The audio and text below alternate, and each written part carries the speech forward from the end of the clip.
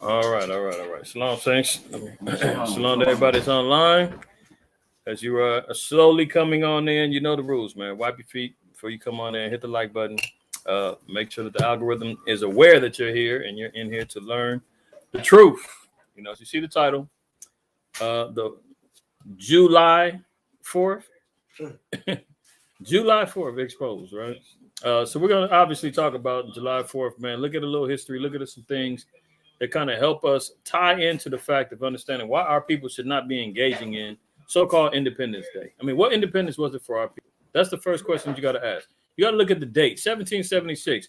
Were we independently free? Did we have independent liberties? Did we have independent? Were we independent of our former oppressions? No, to all of the above. So how can we correlate ourselves in being quote unquote free or being part of this establishment, right? Give me Colossians 2:8. Let's start there. We're just going to get a few, get some scriptures, you know, to kind of obviously compound the fact of why we shouldn't be following after this madness. That's number one. If it's not according to the word of the Lord, man, you got to question it. Colossians 2nd chapter and the 8th verse. The book of Colossians chapter 2 verse 8. Beware. Hold on. First thing that said is beware. That means be cautious, be alert, be vigilant, pay attention. That's one thing our people do not do. That's the gift and the curse of being a sheep. You know, is that we're so quick to follow, but sometimes we don't actually stop and say, where are we going? You have what's known as a Judas goat. I brought that out a long time ago. The Judas goat is the goat that leads all the other goats to slaughter. It's one goat that goes out and is the leader. All the other sheep and goats follow it, and they the one that's being used to lead them to the slaughter. That's why it takes after the moniker of Judas Iscariot. But they use that in terminologies of farming and herding, right? The Lord told us, he said, beware. That means we have to be cautious about what we're following, what we're bringing into our lives as far as righteousness, worship, and truth. Okay. So beware. Read on.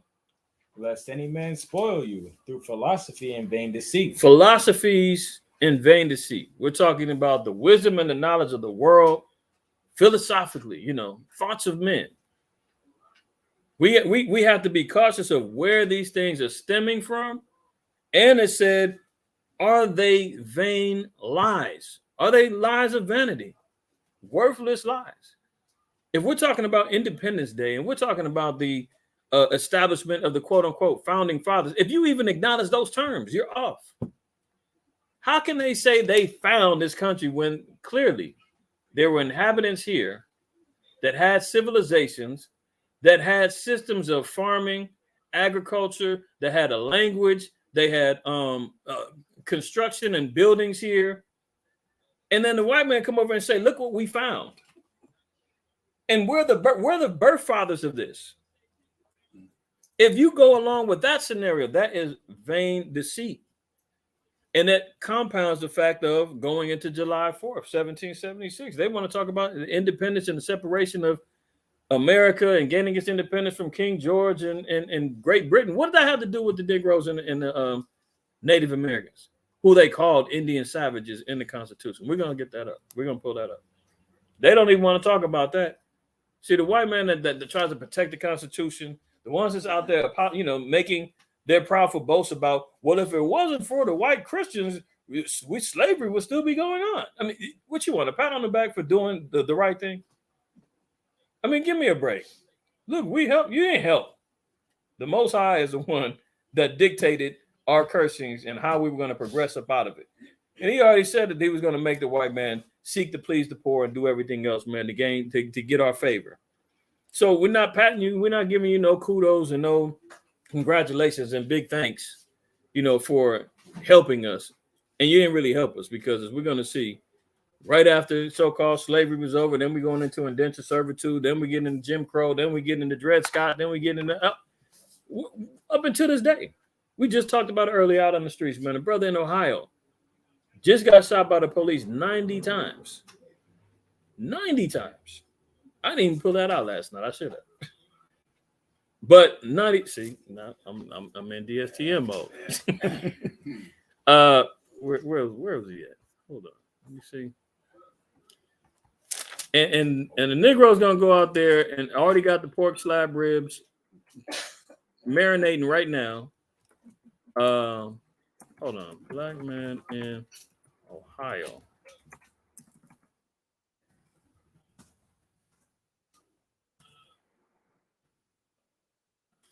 If I could type.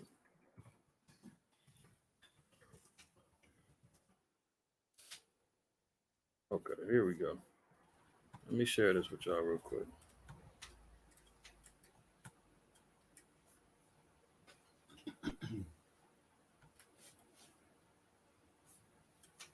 Where is he at? Oh no, they're saying 60. I mean, get look. You can see all the conflicting stories. It's not sharing. It should in a second. I think it's a little delay.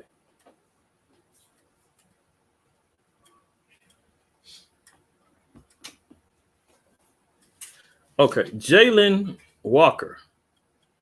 As you can see here, Ohio police officer shot fleeing black man dozens of times. That's from Reuters. Penn Live says rallies planned for Jalen Walker, Ohio man who family attorney says police shot 60 times. The Mirror says black man dies after being shot 60 times by cops in a traffic stop. But look at the article below. 90 shots. So which one was it? Oh, they say he was shot at 90 times. They hit him 60. Oh, they had mercy on him, huh? I mean, and this is what our people is getting ready to go barbecue and toast a drink to tomorrow when this is still going on. In Akron, where's LeBron at? This is his hometown, isn't it? Well, how come he's not pulling out his little activism card and getting out there? And if he is, I apologize because I ain't seen it. But if somebody tell me, is LeBron out there talking about this? Akron is his hometown. No, you don't hear about LeBron. LeBron's worried about what's going to happen to the team. Let's go back over here to Colossians. Pick it up from the top, verse 8. Beware, lest any man spoil you through philosophy and vain deceit, after the tradition of men. After the tradition of men. So when we're looking at, be it religiously, philosophically, if anything is rooted after the ways of men, even if we're talking about religions, when did God give us these particular denominations? Where's that at? Where's the Catholics? Where's the Methodists? Where's the Episcopalian, Seventh-day Adventist? Where's all that at? Those are all after the works of men, right? Then when we're seeing all these particular traditions that's going on, your quote-unquote holiday traditions, our people just blindly follow. They just go along with the program. They don't even stop and question why we celebrate it. Negro just happy to have the day off, but then still do the traditional things that happen. You had that one 10 tribe brother, Southern Kingdom Cap, man. He had damn near a ton of fireworks and got in LA last year, and then the police blew it up and then blew up half the block.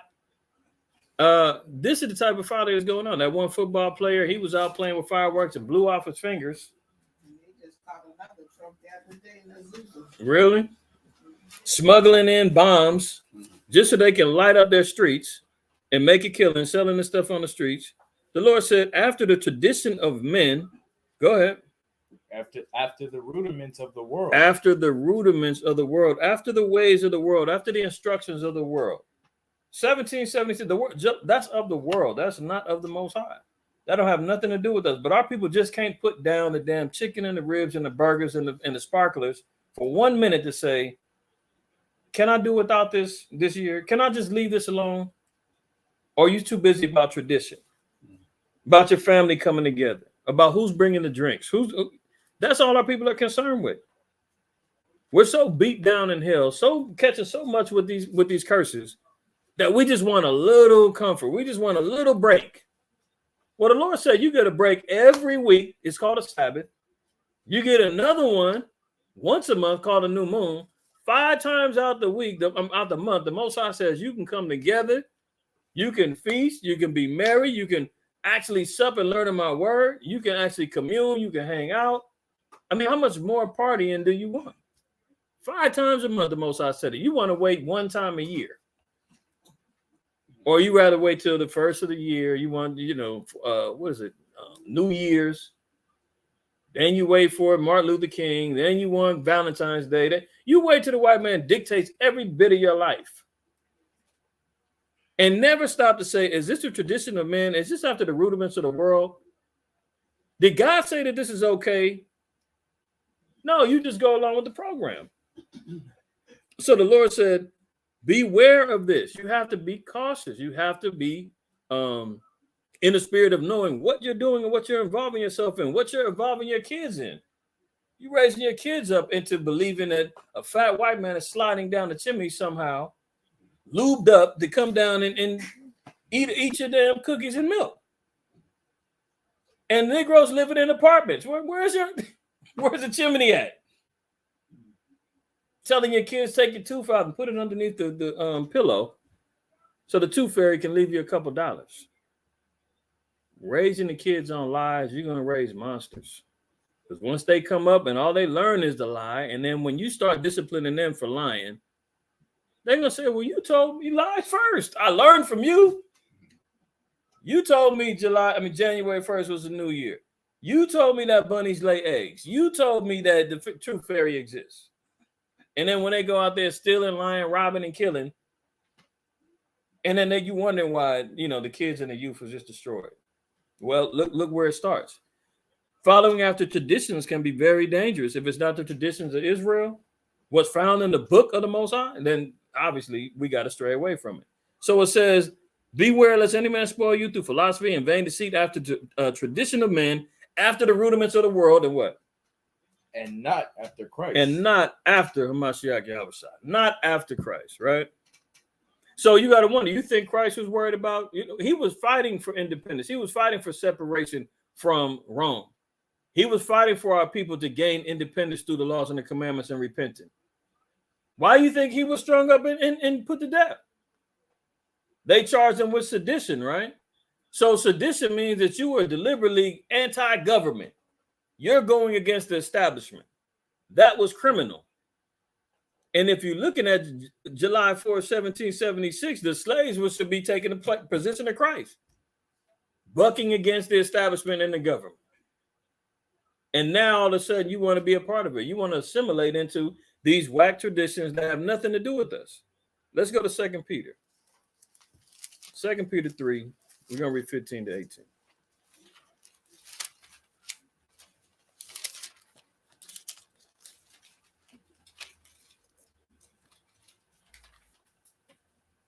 Second Peter 3. 2 Peter, 3, and let's read 15 down to 18. Verse 15.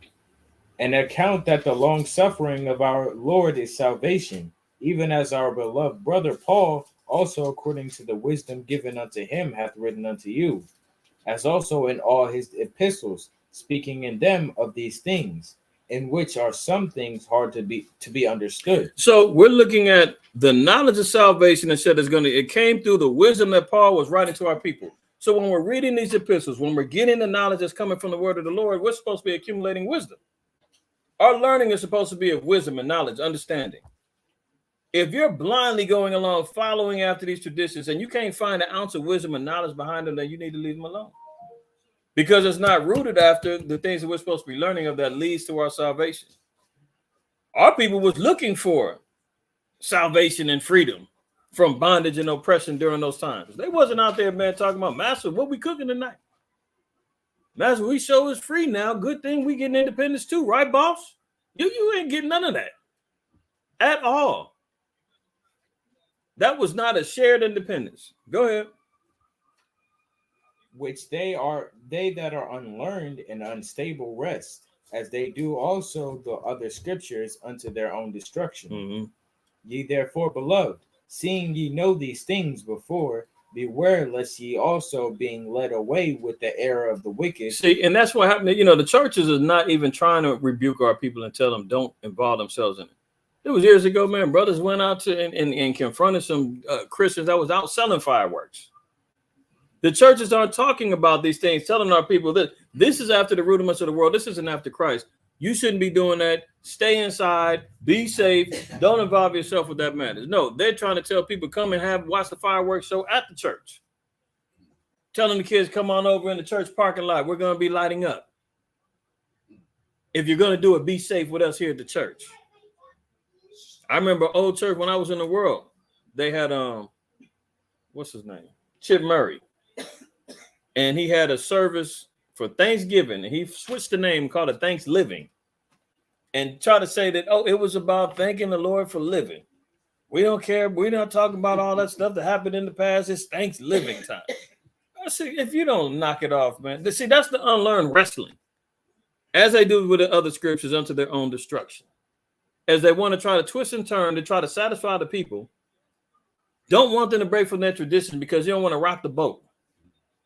I gotta wait for Shalom, man. He said that Creflo Dollar came out and said that he made errors by collecting tithes, and he's not apologizing for it, but he's not gonna be doing it no more. Wait, he just now finding it out? Well, listen, he just now admitting to his crimes. It took him long enough. Listen, he made enough. He said, "I'm not apologizing. You know, it helped me get where I'm at." But now he's not he's not repenting from it. He's not gonna get the money back. I mean, these wicked, man, cottonmouth snakes out here, man. It's like that one that said, "Don't be talking about my wife. I know she's 18 years old, but if you have anything to say." Who said that? Pastor, Oh my God. 18-year-old. Really? I ain't hear about that one, but good Lord. Let me get rid of this thing. That's wild. Got some charlatans. Really? Finish that up. For being led away with the error of the wicked, fall from your own steadfastness. See, being led away by the error of the wicked man, you're being led into wickedness, not stopping and actually pumping the brakes and saying, what are we into? Why are we doing this? Has anybody ever stopped? When I was in the world keeping 4th of July, I never even concerned myself, but why? What is this about? What's the history behind it? Didn't even care. It was just about having fun, popping fireworks, eating and getting full, getting drunk, shooting off pistols, doing whatever. And then you don't realize, man, I just engaged in a bunch of wickedness and vain deceits and lies, man, and I got led into wickedness. Go ahead. But grow in grace and in the knowledge of our Lord and Savior, Jesus Christ. Right. To him be glory both now and forever. Amen. Right. See, so the glory's got to be unto Mashiach Yahweh. It's got to be to Christ, right? So at the end of the day, we just got to read it. If it didn't have anything to do with Christ, then you got to get rid of it. That's the only way you're going to receive true honor and true glory. Okay. Jump over to Job 8 and 8. Let's get a couple of the classic history scriptures so that we know why we have to look into these things before blindly just jumping in and engulfing ourselves in all manner of wickedness. You could be just attaching yourself, guilty by association, getting slaughtered. Watch how many people die. Every weekend, Chicago especially, shootouts go crazy over there. I'm waiting to see the death toll come Monday. Can I say something? Go ahead, my sister. As you were speaking, I was thinking about, and I never thought about it. I came to the truth. It's like we never questioned why. First were colored, then were Negroes, then were African Americans, and no one else is just ours. Right. And then we say, okay, coming to the truth, and it's like knowing that we are not those people, and people are bucking up against. Are you crazy? Right. It's like see, it's sad. I mean, it's sad. You're exactly right. I mean, so sad. We're the only one, like you said. Wake up. The only ones who have historically had identities changed Absolutely. a number of times. I mean, look, if you say Negro, colored, black, African American, Afro American, colored, I don't know if I said colored. I mean, I'm already at 6. And that's within the last 70, 80 years. 6 times? I mean, it's damn near every decade they change it. Just because I guess Jesse Jackson came up with, African American in 85 or 86, I think it was. I guess they're letting that stay. And we don't question it. That's the thing. It's like I didn't question it. Mm-hmm. Like, African American. Yeah. You know? Right, When right. You just think go with about it. When you like wake up, you're like, are you serious? Mm-hmm. Yeah. There you go. So, it's just a matter of trying to understand and saying at what point in time we're going to actually stop and say, where's this train going? You got me on here. I'm riding. Before it crashes, let me get off and figure this thing out. Job 8:8. Book of Job, chapter 8, verse 8. For inquire, I pray thee, of the former age, and prepare thyself to the search of their fathers. Right. So the scriptures are telling us, inquire, I pray thee, of the former age. And inquire about the search of our fathers, meaning that we have to go back and seek out our history, our ancestry. We got to go back and seek out history. We got to get the word from the elders. We got to get the oral traditions. We got to get the statutes and how these things played out. So we can't go into this thing blindly and trying to figure out, well, what's the history behind these particular days? Once you understand and say, well, did this have anything to do with us? No. Okay, well, then I'm not doing that. That has nothing to do with me. You got to be selfish. There's no more melting pot. There's no more. We haven't been accepted as a part of the pot at all. It looked like I froze up. Okay, there we go. The internet's kind of slowing up. Sloggy for the pausing, y'all. It's watching online. The internet connection is kind of fading in and out. So just bear with it. It'll be all right. All right, was that it? All right, jump over to Romans 15 in the 4th verse.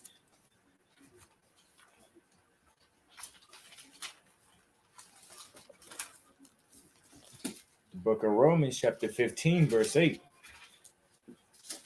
Now I say that Jesus Christ was a minister of 15 and 4. What I said 8? My bad. Verse 4. Uh-huh. For whatsoever things were written aforetime were written for our learning. Anything that was written, documented, completed by the prophets of old, it was written for our learning, right? So anything that we read about that comes out of the word of the Most High, then we have to take into account and abide by them things and not sit back and say, you know what, I'm going to leave that alone. It was a cat out there today. I was showing him, I was holding up, the fake Christ, the Caesar Borgia. And he said, what is that? Why are you guys holding that up? I said, well, who is this on here? He said, oh, that's Jesus. I said, well, who told you that? Oh, everybody. I said, okay.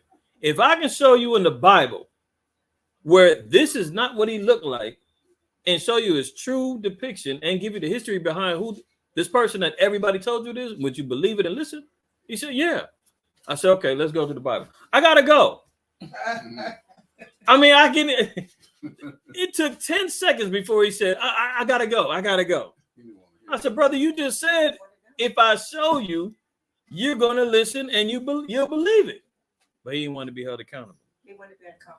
Yeah, he didn't want that. But see, that's why the Lord said, anything that's written aforetime was for our learning. He'd rather stay dumb. He didn't want to learn. But that's the same thing. If you tell our people about these false traditions and these folly days that's going on, and you want to tell them the truth and break free from them, leave them alone, they don't want to do it because, you know what, I'm a disappointed family. And if I got to tell Big Mama we're not coming over for the fireworks show no more, me and the kids and wife, we're not coming by. It's tradition. Boy, you better bring your ass over. You know how that plays out. My grandbaby, they all of a sudden, it's my grandbaby. You bring my grandbabies over here. I always make my pecan pie and all. And he said, no more pecan pie, no more fireworks. We're done. Maybe I'll see you. Yashar, there's no connection, brother. It's just a play on words. It's just a play on words, brother, for the title. There's no Jewish connection to it, bro. Just a play on words for the title, man. Oh, you spelled it J. Yeah. I'm just saying the Jew lied, man. The Jews got lied to, brother. That's all. The Jews got lied to about that day and what it means for our independence. Finish that in Romans. For whatsoever things were written aforetime were written for our learning, that we through patience and comfort of the scriptures might have hope. See, our hope is supposed to be in these scriptures. Patiently, we have to endure. Patiently, we have to seek out the ways of the Most High. Patiently, we have to come back and learn the right way. We got deceived. We've been following out the wrong ways. We just got to humbly understand it and say, look, this isn't part of our tradition. This isn't part of our ways. We got deceived. We got to break free from it. Forget about what your family says. Too bad. There's not going to be no more Christmas. There's no more Thanksgiving. No more Julys. No more New Year's. No more Easter egg hunts. I mean, that's just got to be it. You got to lay down the law. You got to stand on something. Eventually, you're going to fall for anything. Well, it's too late for falling for anything. Our people's already did that. Your only other option now is to stand up now and stand on something, right? So, one more. Jeremiah 6, and let's read 16. Jeremiah 6 and 16. And then Isaiah 8 and 20.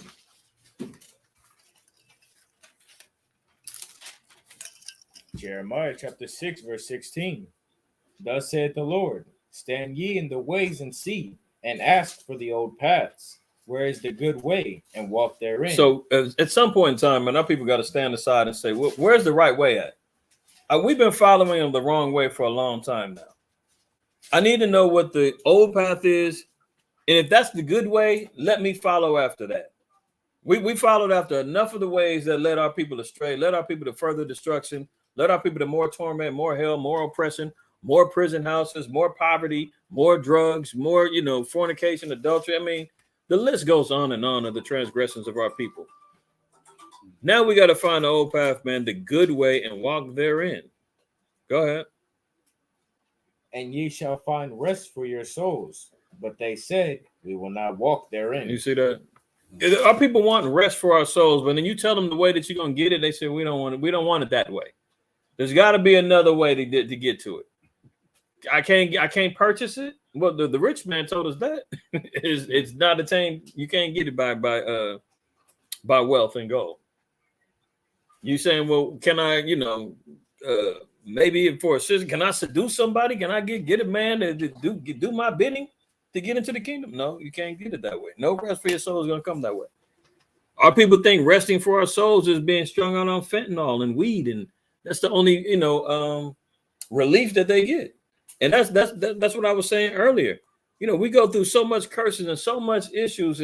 We just want that escapism. We just want a break. And the white man said, well, I'll give you a break. You just got to wait until July 4th. And you can celebrate with me. It don't have nothing to do with you. And please don't find out the history about what I was doing to you during that time. But just go along with the program. That's not the good path. That's not the right way. That's not how we're going to get rest for our souls. And then the hard-headed, stiff-necked Israelite says, well, I'm still not going to do it that way. There's got to be another way. You guys are a cult. You guys are a hate group. You guys aren't teaching the truth. My pastor told me, your pastor's been telling you lies ever since you sat your butt in the pew. And you haven't stopped to question him. That's one thing, man. Even when, like you may mention with the identity crisis with our people, and even when you're looking at, okay, let's just say for argument's sake, those people are the real people. They still hold the same values that we do. We're the chosen. The rest of you are goyim, or you're Gentiles and heathen. They just don't boastfully say it unless you go over there and have to deal with them. Nobody condemns them. Nobody gets on their head. Nobody tells them you're not right. You're not special. And no Christians is over there riding on them, going to their temples and telling them, hey, we've been grafted in. We're coming into the kingdom with you. And they're not professing Christ to them. They're not telling them that you're antichrist because you don't even believe in the Messiah. That's why some of them are switched up. And now you got Jews for Jesus and all of that. They don't get the same hell. But as soon as a Negro pop up and say, no, I'm the chosen, I'm the Jew. Oh, heck no. We'll accept anything but you. You niggas can't be you can't be the people. You can't say that you the chosen. I mean, that's the hypocrisy that goes on in this place, man. We don't have the connection or the complexion for the connection when it comes down to seeking favor of these nations. That's why we just have to separate and leave them alone. But that's because we know that we are, because the way they respond to us, because they know that we are. That's right. That's right. And it's like, how did you find that out? And we got to discourage anything that you come up with to make you not believe no more. That's right. Yashar Khan, that's right. That's right. Our people are always looking to celebrate and party, man. We love to turn up, man. But when it comes to turning up for the Lord and doing the right thing, we don't want to do it. We don't want to do it. Let me share a couple of articles with y'all. Let me jump back over here. So let's look at what they declared. Hold on. How about this? Now, this is archives.gov, the Declaration of Independence. It's a transcript from July 4th, 1776, right? This is the Constitution itself. Let's find out, did this have anything to do for our people, man? Was this for us? Now, here we go. The unanimous declaration of the 13 United States of America. When in the course of human events, now, first of all, how did they get these 13 states? Did they just ask for them? Did they really find them? Did they negotiate for them? Or did they actually kill, rob, murder, steal, kidnap, run the indigenous tribes up out of there? So now they're claiming they got the 13th state. Okay. When in the course of human events, it becomes necessary for one people to dissolve the political bands which have connected them with another. So what's wrong with that when we're talking about our need for independence from this government, from the lies and the oppressions that the so-called white man has put upon us? This is what they stand on. Separation, dissolving away from things that ain't right. If we're talking about systematic racism, the prison industrial complex, if we're seeing that the wealth gap in order to close between the so-called blacks and the white man will take over 200 years, that's obviously something's wrong. And we're not afforded the same liberties. I just brought out the article last night. R. Kelly gets 30 years for his abominable crimes. And then the white woman, Ghislaine Maxwell, gets 20. And she gonna get out earlier than 20. Man, I ain't gonna let that little precious white demon sit in that cell too long. Right, he still got more pending charges. They're gonna make sure that nigga gets buried. But same crimes, she get 10 less years, and they still not done hanging him. But this is what they stand on. So it said, for one people to dissolve the political bands which have connected them with another, and to assume the powers of the earth, the separate and equal station to which the laws of nature and of nature's God entitle them. So in one instance, they want to talk about the laws of God. Does America stand on the laws of God at all? They keep talking about Roe versus Wade. They want to talk about the LGBTQ rights. They want to talk about the food. They want to talk about how, white man came over here with Manifest Destiny talking about he was made to rule. Well, in a sense, he was, because that's how the Most High gave him the power. But at the end of the day, he didn't went too far. So here they want to try to include the laws of nature and the laws that God entitled them with. They don't follow the laws of God. A decent respect to the opinions of mankind requires that they should declare the causes which impel them to the separation. Look at it. We heard this line before. We hold these truths to be self-evident, that all men are created equal. Really? But watch this though. That they are endowed by their creator with certain unalienable rights, that among these are life, liberty, and the pursuit of happiness. Was that afforded to the so-called blacks? Was that afforded to the indigenous tribes that's there? They wasn't talking about us. They talking about their own struggles, because here they are talking about here. Hold on, where was that part at? I'm gonna drop down here. So the history of the present king of Britain is a history of repeated injuries, of usurpations, all having a direct objective to the establishment of an absolute tyranny over these states. To prove this, let facts be submitted to a candid world. So they're talking about how King George was a tyrant over them and ruled over them with rigor and all these laws and taxes and everything else. What's happening to our people? Are they not living by the same rules that they claim that they were trying to separate from with King George and the King of Britain, that they talking about they being oppressed and overly taxed? And the real thing is, watch this. Hold on, where is it at? Look at this. Now, it says he has excited. What they were concerned about was King George was actually out there sending letters and telling the British that was over here, recruiting blacks and Indians to the army to help fight against the South and the colonists over here. So they were trying to say that he has excited domestic insurrections against us. What's a domestic insurrection? That's a nice way of saying slave revolts. He's saying King George is over here making these slaves wild out on us. They're revolting against us. So part of what they're saying is we got to get rid of him so that these slaves don't get out of control no more. They're getting confident under him because he's guaranteeing them a certain amount of freedom and liberty if he fights for them. Hold that and give me Sirach 13. See, white man's always going to use us, man. If he's got an objective, if he thinks he can come up on us, it's always got to be motivations behind it.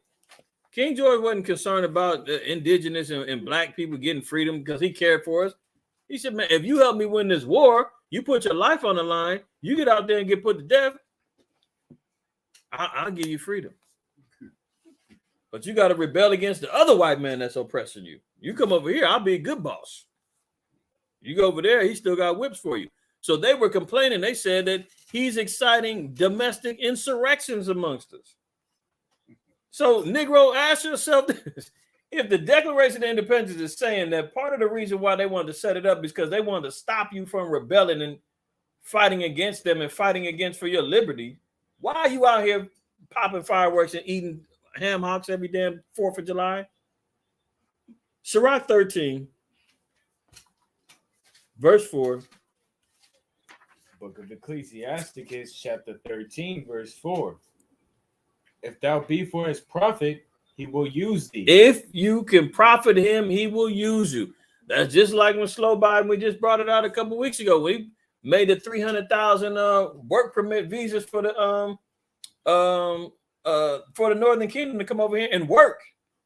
It wasn't for them to come, oh, we want to bring you in as citizens. We love you, people of it. Come on over and be part of America. Get in the melting pot and boil with the rest of the nations. No. He said, if I can use your sweat and labor, if I can use that elbow grease, if you can come over and help build up my kingdom and help me maintain power, I'll use you. If thou be for his profit, he will use thee. And that's exactly what they were doing. They were trying to utilize slaves to rebel against and join up with the redcoats to fight against the fight in the Civil War. Okay, so it says you be for his profit, he'll use you. Go ahead. But if thou have nothing, he will forsake thee. See, if you don't have nothing to offer, man, a white man don't care about you. Plain and simple. So look at this. He says he has excited domestic insurrections against us. Remember, they said, let us document all of the reasons why we feel as though we need to have separation from England. And this is one of the reasons. Okay. Look at it. He even said about it. He has constrained our fellow citizens taken captive on the high seas to bear arms against their country, to become the executioners of their friends and brethren, or to fall themselves by their hands. So they talking about any of the white folks, man, and they got caught up on them ships. They got treated like pirates, snatched them up, and told them, man, you either come over here and defect and fight for us, or you're gonna get put to death. But that all fair is in love and war, man. They got captured. They want to get them turned out. That's what happened. Now they're talking about the slaves and the Indians. He has excited domestic insurrections against us and has endeavored to bring on the inhibitions of our frontiers. The merciless Indian savages. I thought all men was created equal. We hold these truths to be self-evident. But they talking about Indian savages, and they say domestic insurrection instead of saying slave revolts, because they didn't want, and the damn people that stand on the Constitution, slave isn't even in the Constitution. We wasn't talking about that. You damn liar. They know exactly what an insurrection was domestically. Or the house slave, the house niggas is running wild, man. The inmates are running the asylum. And they said it's all because King George over there telling them he's got their back. We got to stop that. Then he wants to say the merciless Indian savages, whose known rule of warfare is undistinguished destruction of all ages, sexes, and conditions. Wait a minute. He's going to say the Indian savages had no problem killing age, sex, or conditions. Can we go to Deuteronomy 28? Deuteronomy 20. He's going to say that was the way the Indians was only doing what was being done to them. Good Lord, man. That damn white man is so wicked. Deuteronomy 28, 49 through 50. Then I want to go to in the Maccabees, man, where it said that they was snatching the babies out the mothers. Oh, man. Go ahead and read that. Deuteronomy 28. Deuteronomy chapter 28, verse 48. Therefore shalt thou serve thine enemies, which the Lord shall send against thee in hunger and in thirst and in nakedness and in want of all things. Mm-hmm. So the Lord said he's going to bring a nation from far, from the end of the earth, as swift as the eagle flieth, a nation whose tongue thou shalt not understand. So now we're seeing obviously the symbolization of the eagle. You know, our people should understand that right now. We see how that is a representation not only from Rome all the way to present time right now. If you look up an image of the Caucasian eagle, you're going to see the bald eagle, right? They came from far, bringing in strange languages from French to Dutch to English. They came in speaking Spanish. Coming from the ends of the earth, man. A nation whose tongue thou shalt not understand. Go ahead. As swift as eagle flieth, a nation whose tongue thou shalt not understand, Mm-hmm. a nation of fierce countenance, which shall not regard the person of the old, nor show favor to the young. The Lord said that was going to be an attribute of the so-called white man, not showing favor to the young or to the old. He says, oh, it's the Indian savages who do that. They have an undistinguished type of warfare. Really? Go to 2 Maccabees 6. 2 Maccabees 6. And I want to read.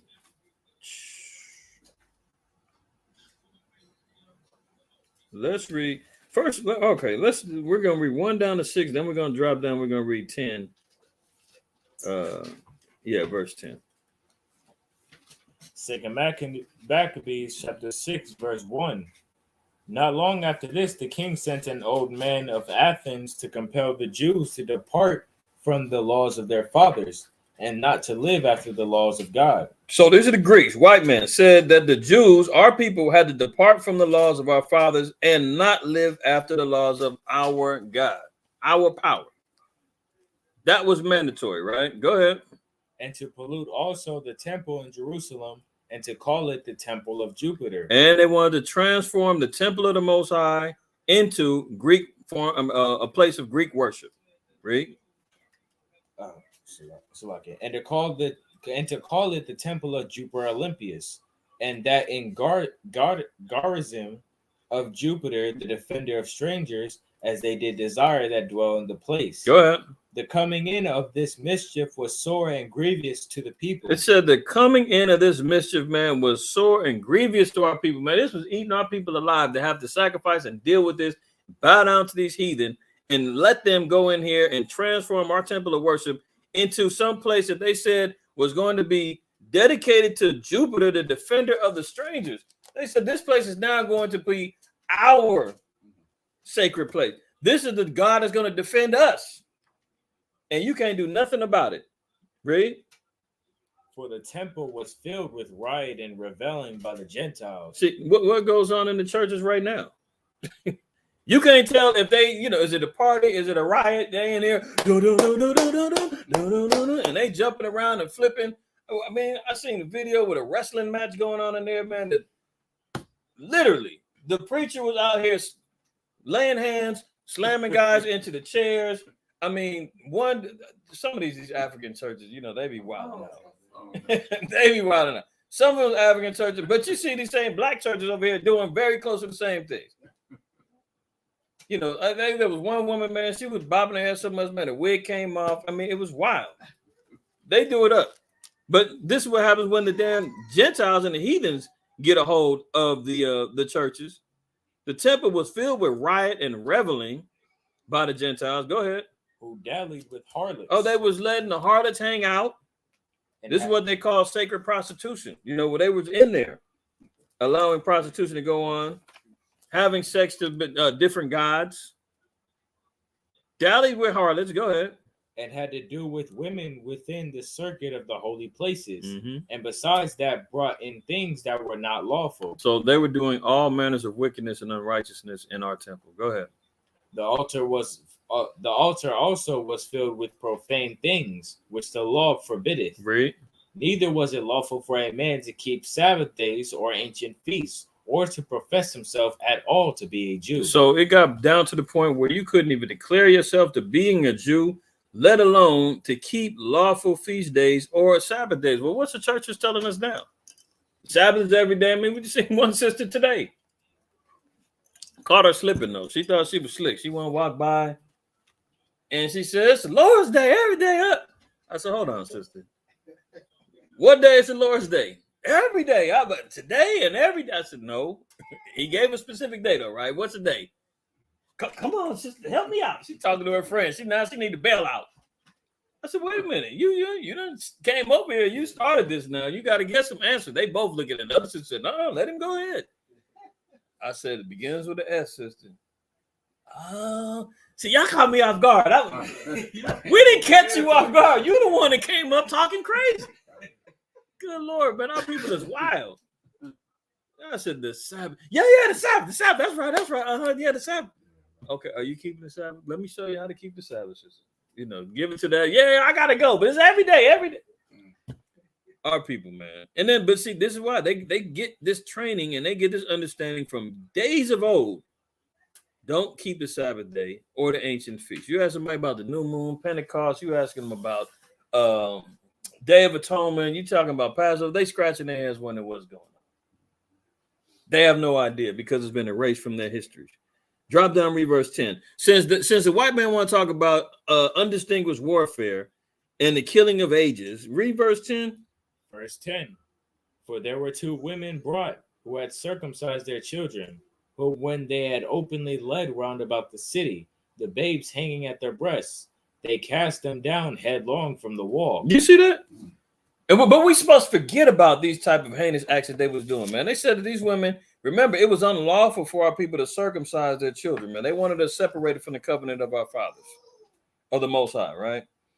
The women had the babies sucking, they were nursing their babies, and they realized that the babies were not circumcised, or they was circumcised. They snatched them babies off of the breasts of them women, man, and drove their heads headlong into the wall. They took the babies, slung them into the walls, man, head first.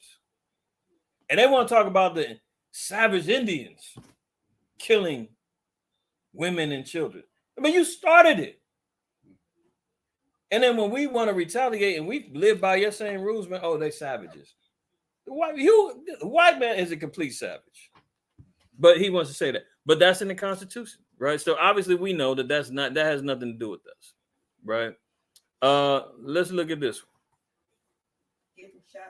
Getting shot at 90 times. Hello? You talking about outright executions of our people. I remember there was an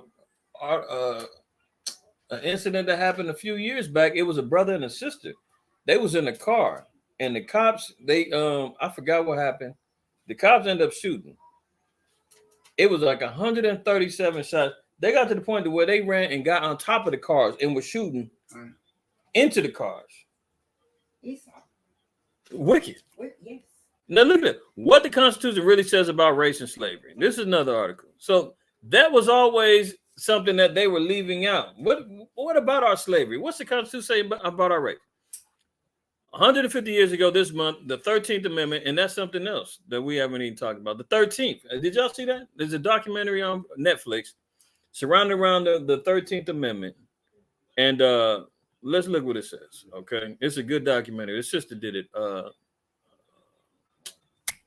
She made another doc.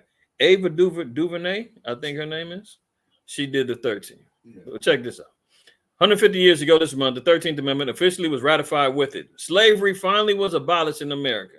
Whippy, really? The New York World hailed it as one of the most important reforms ever accomplished by voluntary human agency. See how the white man wants to, he wants credit for everything. If this is the most important reform I've ever done in human agency, man. You niggas got everything. You thank me for everything. Okay. Look at it. The newspaper said the amendment takes out of politics and co-signs to history an institution incongruous to our political system, inconsistent with justice, and repugnant to the humane sentiments fostered by Christian civilization. Christians, huh? Look at this.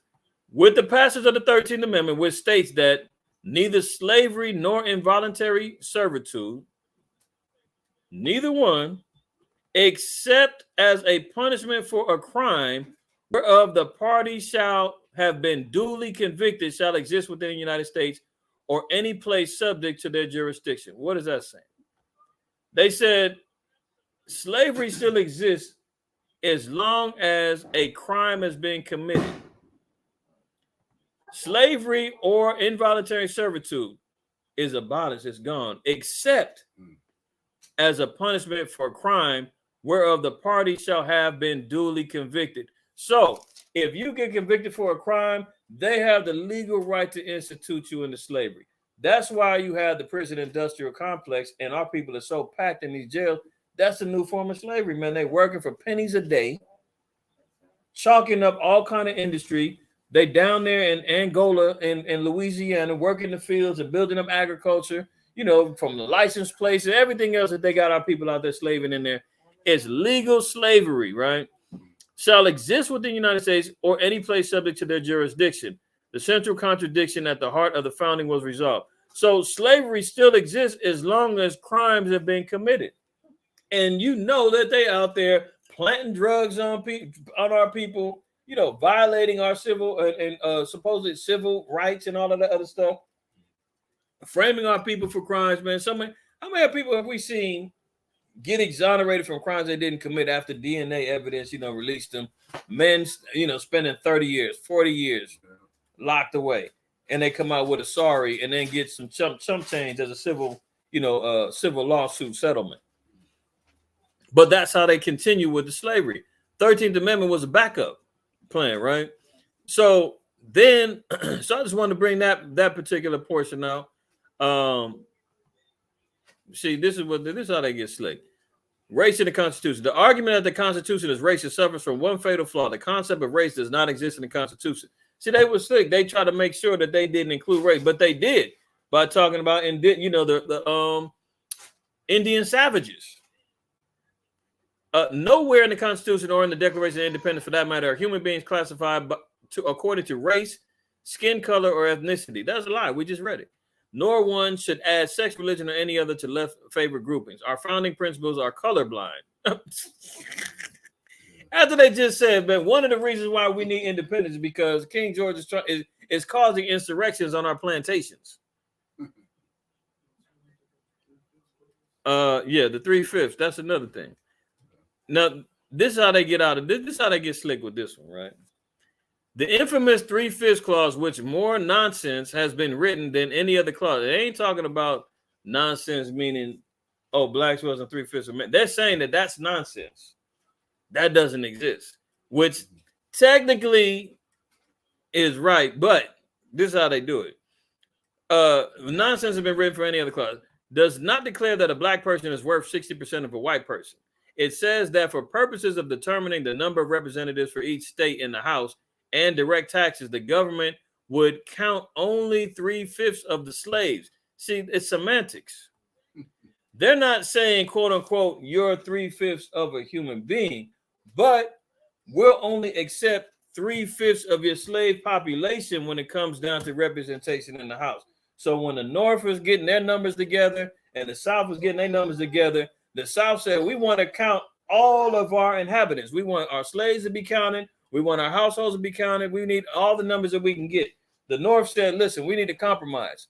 We'll only accept 3/5 of your slaves as part of the representation. They can be included, but only 3/5 of your number. Not necessarily that we're 3/5 of a human, but if you had 20 slaves, they were still only going to count that as 3/5 of the representation. It's still damn near the same thing. You're saying that I don't count as a whole part of the representation. And then the flip side is they're going to say, well, if we did count them as 100%, slavery would still be going on because the South outnumbered the North. Did they get rid of the 13th Amendment like synonymously with the 3/5 clause? I don't think they got rid of the 13th. Then that would make sense. But if they got rid of them separately, then it would kind of like You know Yeah. what I mean? Defeat that. I don't think that. I think they did it in a. I don't listen. Don't even quote me on that. I know they ain't get rid of the 13. I don't know if they did an amendment to it to kind of like adjust it, but as far as I know, it's still there. And the 3/5 clause, see, they try to switch that up and just say, well, we're only going to count 3/5 of the population towards the representation of the vote for the people. So if they had equal numbers, or if they just allowed each slave to be considered part of the household or part of the representation of votes for the house, so they can get political power, because the South had all these slaves, the North was saying, nah, that's an imbalance. We can't do that. We'll compromise, divide up your household, all your slaves, no matter how many you got, it's only going to represent 3/5 of your representation for the votes. Right. So the North is saying, well, you better be glad that we did do that, because if we said, it'd have been unbalanced and they'd have won with slavery. In prison, do they have the right to vote? I think if you got a felon, you got to go through some paperwork to come out, and then you can get your rights back. But when you're acquitted to come out, so then what would the 3/5 be considering if you don't even have rights to vote as a slave? What you're saying, that would be slavery, right? Well, they're gonna say that you surrendered your rights to votes when you became a criminal. You gave up your rights. They can't vote at all for the most part. So I'm saying, so then what would the 3/5 clause be? Like, who would it be portraying to? Like, who would it be talking about if the slaves can't even vote to begin with? Right. Yeah. That's the truth. That's the truth. But see, they were saying in the North, I think they said they did have some Jakes was voting. They did have so-called free blacks at that time that was able to vote, but in the South they wasn't able to vote. So they still wanted them to be representations of part of their voting house. So they saying, well, if I got 45 people in my house, including my 25 slaves and such and such, that's 45 votes that the South is going to bring. One person is bringing to the table. Right. The South is like, hell no, that ain't fair. Right. Well, back then I would get it, but I mean more so for now. Like, for now, I don't think that exists now. If it's still in effect now, and in prison, which we said is lawful for it to be slavery or to be in servitude or to work with someone which don't even really have the right to vote, then where like the 3/5 that clause is like talking about would have to be us. Right. That's what you're saying. Yeah, kind of. Yeah, no, that's the truth, because at the end of the day, that's when you get out, and I used to use that all the time. Them cats be sitting outside, man, brother, you do you vote? Come on, let me sign you up. No, I got a record, bro. I can't vote. And that lasted until a few years back, and they was like, no, we can take care of that, man. Come on over, we can get your votes back. I'm like, oh no, I'm cool, bro. I don't vote, man. Let me tell you why. Now I got to break you down. I'm just trying to get in and out the store, man. I don't have time to be dealing with the madness, but. Yeah, this is the type of stuff that they was including during those times, right? So what did that have to do with us? If this particular point in time, our people are still talking, we're still talking about slavery, we're still talking about institutionalized racism that was going on. What did that have to do with our people during these times? Let's look at this. And this is what they were sitting up here talking about, our people. I'm gonna use a quick reference out of Wikipedia. I don't use them too out, but I'll use it today. Look, this is just a history about different particular slavery votes. I just want to see what was going on after 1776. Were we still having insurrections? Were we still having revolts? Look, just in Cuba alone, they may say that's not America, but that's part of the Americas. That was inhabited by colonists. Slavery votes 1795, 1798. That's after 1776, 1802, 1805, 1812, 1825. I mean, the list goes on and on. I mean, we're talking about multiple slavery votes. The Caribbean islands, we seen them. North America, we got 1811 German Coast Uprising. I mean, we're talking post 1776. Our people are still trying to fight and rebel for freedoms. What is our people worrying about? Yeah, Gabriel Prosser was, a lot of brothers say he knew he was Israel, and he was teaching his people that they was Israel, and he was born in 1776. So imagine that. Out of Virginia, 1800, Denmark Vesey, that's another brother. We were having revolts. Look, Denmark Vesey in Charleston, South Carolina in 1822. That's post 1776. Nat Turner, 1831. Our people were still fighting for freedoms, fighting against oppression, man, killing the so-called white man and trying to get up out of here. And our people sitting here trying to assimilate and want to be part of it. Drapetomania was supposed mental illness invented by American physician Samuel A. Cartwright in 1851 that allegedly caused black slaves to run away. Did you hear that? He's saying that this American physician, Samuel Cartwright, says that drapetomania is a mental illness that caused slaves to run away. Drapetomania, Drapetomania, was a supposed mental illness that in 1851, American physician Samuel A. Cartwright hypothesized as the cause of enslaved Americans fleeing captivity. Enslaved Africans fleeing captivity. So he's saying we was mentally ill for trying to get away from him. That's a white man for you, man. And you got our damn people going into these damn psychology classes and going to these psych classes in college, thinking that you're gonna get more brainwashed and more lost. This is the type of manners that they out there teaching. You mentally ill if you try to escape as a slave. Unbelievable. In the antebellum South, what was the name of that? Hold on. What was that? That sister's name was Mary. Hold on, man. Let me find out. My brother Elkanah. Elkanah, he on here? Hold on.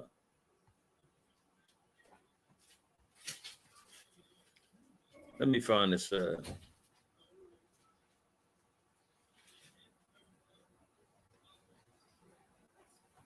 We're gonna go to.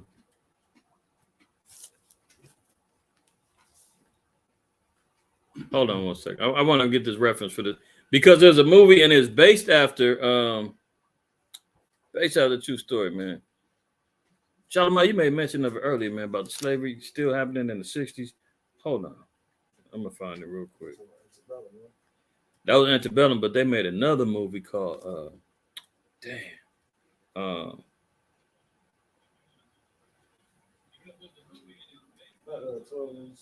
it wasn't 12. It's called hold on. Alice.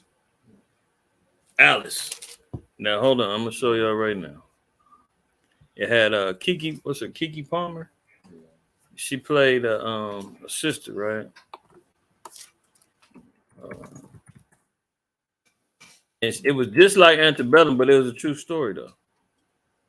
This woman, she went through indentured servitude all the way up into the 60s until she escaped, and she didn't even realize that there was civilization going on outside.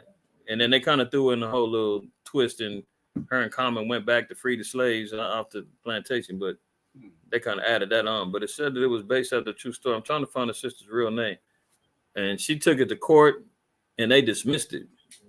Hold on, let me. May Louise Miller. Here we go. Hold on, is that it? Yeah, let me share this with y'all. Let me share this.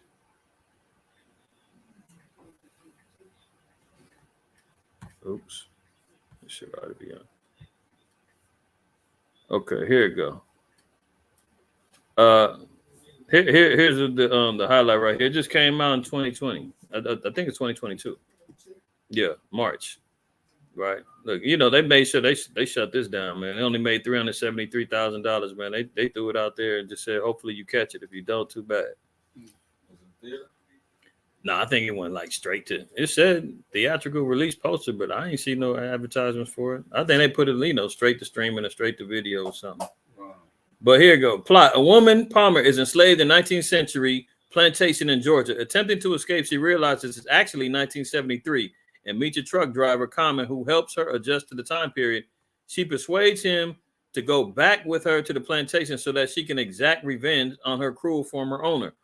The publicity for the film states that it is inspired by the true events of a woman of servitude in the 1800s, Georgia, who escapes the 55 acres. The shocking reality that exists beyond the tree line in 1973. Elements of the film's background are loosely based on a narrative of May Louise Miller. Here she go right here, who escaped from slavery in 1961. See? It just came out. Yeah, it just came out in It's called Alice. It's called Alice. Yeah, here she go right here. May Louise Miller. It'll show on the site. Now you see here, it says May Louise Miller. She was born 1943. She died in 2014. As an American woman who was kept in modern day slavery known as peonage. So they already have a terminology for what it is. A peon. That's where that term comes from. Usually refers to a person subject to peonage, any form of wage labor, financial exploitation, coercive economic practice or policy in which the victim or the laborer, a peon, has little control over employment or economic conditions. So they were saying that, you know, her family was indebted to these Edomites, man, and they was constantly passing down the children into servitude and so forth and so on. So all she knew was this peonage, living on this plantation and serving until she finally got free in 1961. It said May's story was unearthed when she spoke to historian Antoinette Harrell, who highlighted it in her short documentary, The Untold Story, Slavery in the 20th Century. The story inspired the 2020 film Alice. In 2003, May and all six of her siblings joined a class action lawsuit seeking reparations to the descendants of enslaved people from several private companies. With lawyer Deidre Farmer Pelleman, May stated to NPR that maybe I wasn't free, but maybe it can free somebody else. There's a lot of people out there that's really enslaved and don't know how to get out. In 2004, a judge dropped the lawsuit.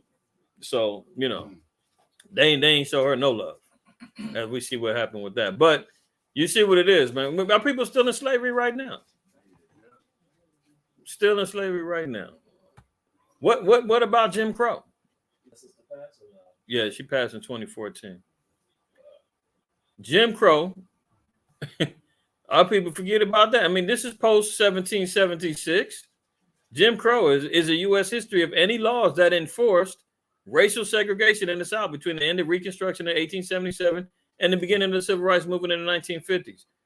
Jim Crow was the name of a minstrel routine after actually Jump Jim Crow, performed in the beginning of 1828 by its author Thomas Dartmouth, Daddy Rice, and many imitators, including actor Joseph Jefferson. The term came to be derogatory epithet for African Americans and designation for their segregated life. So Jim Crow came in, segregation with the school systems. You know, this is when Esau came in and start really destroying our whole communities. When we had our own doctors, lawyers, hospitals, grocery stores, banks, you know, restaurants. I mean, everything, man. Seamstresses, the whole nine. Esau said, I want part of that. Break this thing up. And you can come over here and eat some of my apple pie. You can sip a little drink at the water fountain next to me. What do we get from that? More lies, more oppression, more separation, and really a destruction of our whole community efforts. We always said, man, segregation was the worst thing that could happen to our people. When we had our own, we was good. And they didn't like that. And they said, man, we got to break him up. Break it up. Jim Crow. Carpetbaggers, man, look what they called our people.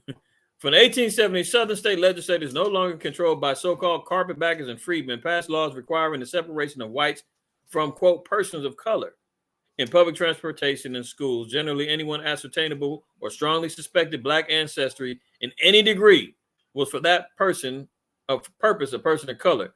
The pre-Civil War distinction favoring those whose ancestry was known to be mixed, particularly the half-French free persons of color, in Louisiana was abandoned. The segregation principle was extended to parks, cemeteries, theaters, and restaurants in an effort to prevent any contact between blacks and whites as equals.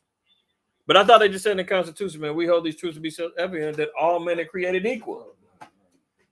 This is why the white man's a devil. He clearly tells us everything. You know, he said, okay, fine, you want to be free, but you can't be equal. You can stay over there, man. We're going to give you the worst of the worst, and you're going to love it. Our people, you know, how many kids, man, was getting beat up, being forced bus to these schools, getting chased out, just because a white man said, "Oh, you can go, you get bused over here now." You want in? Yes, something? Yeah, since the whole Roe versus Wade overturning, some white people that's asking for the overturning of other laws that were in place, like the segregation of schools. They don't want their kids going to schools with other races. Some white people are actually calling for that. Virginia Loving versus Virginia interracial.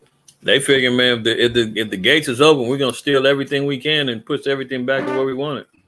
That's wild, but I ain't surprised though. You know. And blacks live in white neighborhoods. Oh, they want Jake's out the name. Well, no surprises there. That's why they said when they made up the Constitution, they said, "We the people." It was expressly meant for the landowners at that time. It wasn't for the slave or anybody else. It was only for the landowners, and and that's what they were directing all the laws toward. Whoever on land, this applies to you and you only. And we know that was all slave masters at the time. God, for real. I mean, look, back over here, the slave revolts in North America. They said there was revolts and insurrections. This how you know. Isn't that what they said in the Constitution? That King George was out here causing domestic insurrections. Now it says numerous slave rebellions and insurrections took place in North America during the 17th, 18th, and 19th century. So we were still fighting, trying to get our quote unquote independence and equalities well after the 17th century. So these are documented. Then the white man came up and said, man, these blacks is mentally ill for trying to run away. Unbelievable. Slave resistance in the antebellum South did not gain attention of the academic historians until the 1940s. So we see that. That's, again, white man changed history, hiding history. We're not even acknowledging that until the 40s. And then we'll go ahead and we'll try to establish, what really happened.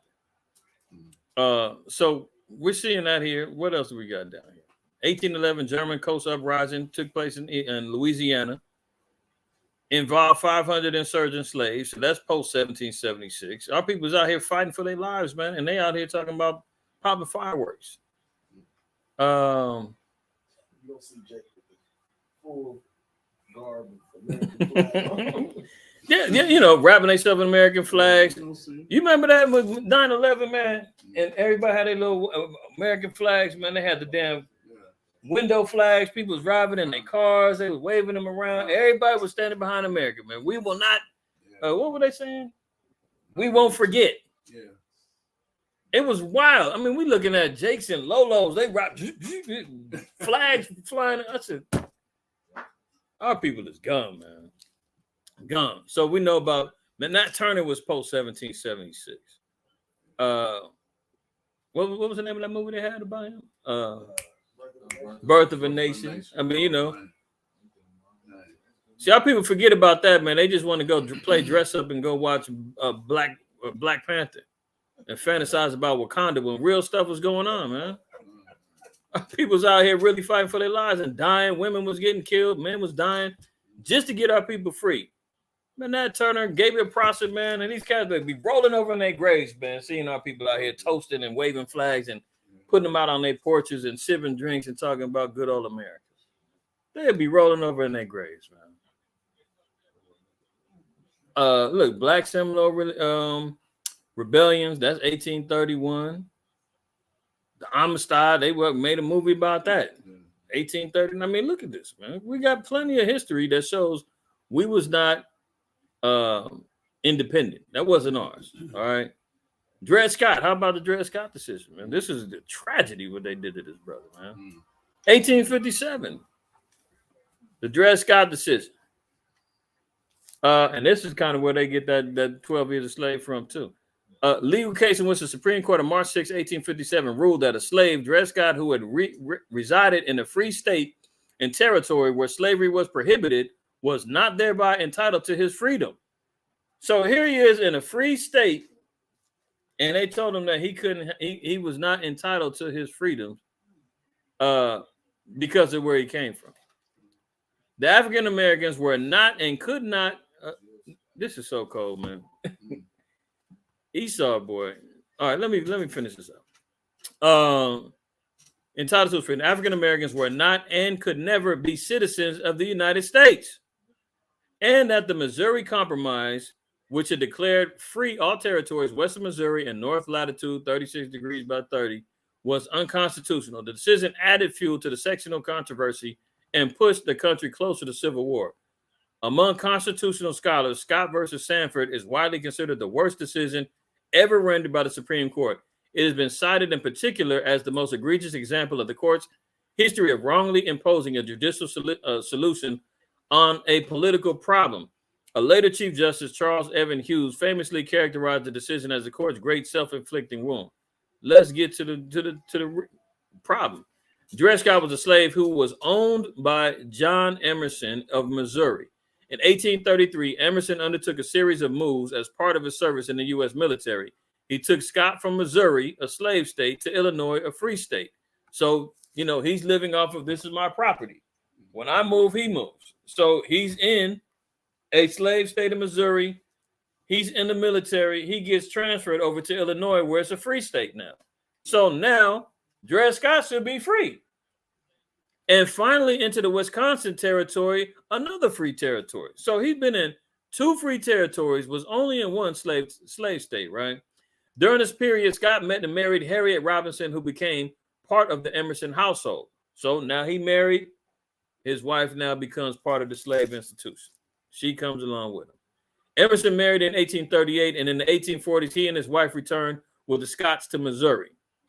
And Emerson died in 1843. So now his slave owner dies. Scott reportedly attempted to purchase his freedom from Emerson's widow. So slave owner dies, pass along to his wife. Now wife owns them. He says, okay, I came in under your husband. I want to purchase my freedom. I want to get up out of here now. I'm in a free state. I should be able to go. What's she do? Who refused the sale? In 1846, with the help of anti-slavery lawyers, Harriet and Dred Scott filed individual lawsuits for their freedom in Missouri State Court in St. Louis on the grounds that their residence in a free state and free territory had freed them from the bonds of slavery. It was later agreed that only Dred's case would move forward. The decision in that case would apply to Harriet's case as well. Although the case was long thought to have been unusual, historians later demonstrated that several hundred suits for freedom were filed by or on behalf of slaves in decades before the Civil War. So this wasn't new. They just kept throwing out these cases. Scott versus Emerson took years to resolve. In 1850, this is still post 1776. We damn near at almost at 1900. This is going on. The state court declared Scott free, but the verdict was reversed in 1852. So he's figuring, I'm free. 1850, he gets his freedom. 2 years later, they double back and say, hold on. The Missouri Supreme Court, which thereby invalidated Missouri's longstanding doctrine of once free, always free, Emerson's widow then left Missouri and gave control of her late husband's estate to her brother. You see that? Husband, wife, now the damn brother gets them. John F.A. Sanford, a resident of New York State, last name was later incorrectly spelled Sanford on court documents. Because Sanford was not subject to suit in Missouri, Scott's lawyers filed a suit against him in the U.S. District Federal Court, was found in Sanford's favor. The case eventually reached the U.S. Supreme Court, which announced its decision in March 1857, just days after the inauguration of President James Buchanan. Well, let's get to the decision. Chief Justice Roger Burke Taney's opinion of the court was arguably the worst he ever wrote. He ignored precedents, distorted history, imposed a rigid rather than a flexible construction of the Constitution, ignored specific grants of power in the Constitution, and tortured meanings out of other, more obscure clauses. His logic on the citizenship issue was perhaps the most convoluted. He admitted that African Americans could be citizens of a particular state and that they might even be able to vote, as they in fact did in some states, but he argued that the state citizenship had nothing to do with national citizenship and that African Americans could not sue in federal court because they could not be citizens of the United States. But we're all equal. These truths are self-evident. We're supposed to have rights given from God and all this other stuff. Bottom line, the white man holds the gavel. He's telling you, you can't be a citizen, you can't vote, and you got no rights, man. You got no place in this court. Let's finish this up. Therefore, it's been dismissed as a lack of jurisdiction by the district court. On this point, however, Taney stood on shaky constitutional ground. Even if one considered an African American a citizen, then the Constitution required that all states, by inference, also the federal government had to accord that person all privileges and immunities of citizens in the several states. which includes the right to sue in federal court. Furthermore, Article 3, which establishes the jurisdiction of the federal courts, does not mention national citizenship, but rather declares a judicial power. Long story short, man, they said, man, the dude got to go back. Go back into slavery. Yeah, he got jacked up. They denounced his citizenship, man. And y'all can read the rest about it, man. But clearly we see that our people was not being treated fairly in the courts. We wasn't getting treated fairly according to their so-called constitution. The same thing that our people is out here celebrating has nothing to do with us. One more. I brought this out before about the Devil's Punch Bowl in Mississippi. 1865. Again, this is post-slavery. This is supposedly when slaves are supposed to be free. Isn't that what they say? The Declaration, Emancipation Proclamation, 1865. Yeah, right. Look what happened to our people. The Devil's Punch Bowl episode is remembered on this date, 1865. This post-American Civil War atrocity in Black history took place in Natchez or Adams County, Mississippi. As Black slaves made their way to freedom, the town of Natchez quickly went from a population of 10,000 to nearly 100,000 people. In order to deal with the population influx of recent freedmen, a concentration camp was established by Union soldiers essentially eradicate the slaves. The Revelation 2 and 9, folks, they talk about a concentration camp. We had a concentration camp damn near 100 years before they did. And it was essentially to eradicate us. What time are they claiming they was in bondage under their own people? In the 30s, 40s, if that? And here we are talking about 90, 85 years earlier than that, man. We went through the first concentration camp. What are they talking about? And the reason that they did it was to kill us off. Well, keep listening, sis. You're going to see some more. Don Estes, former director of Natchez City Cemetery, says so they decided to build an encampment for them at Devil's Punch Bowl, which they walled off and wouldn't let them out. The camp was called the Devil's Punch Bowl because of the way the area is shaped. The camp was located at the bottom of a carnivorous pit with trees located at the bluffs above. The women and children were locked behind the concrete walls of the camp and left to die from starvation. And Esau didn't he just say the savages was, Indian savages was out here, didn't care about ages or sex? They try to starve our people out. Many also died from smallpox disease. Oh, really? So it wasn't just the indigenous tribes. They're known for biological warfare, and then they wonder why Jake's is sitting back saying, I don't want that in my arm. Get away from me with that.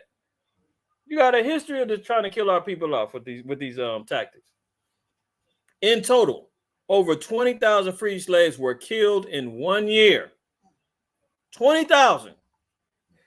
This is after the so-called 1776. This is when the emancipation. This is when we're supposed to be free.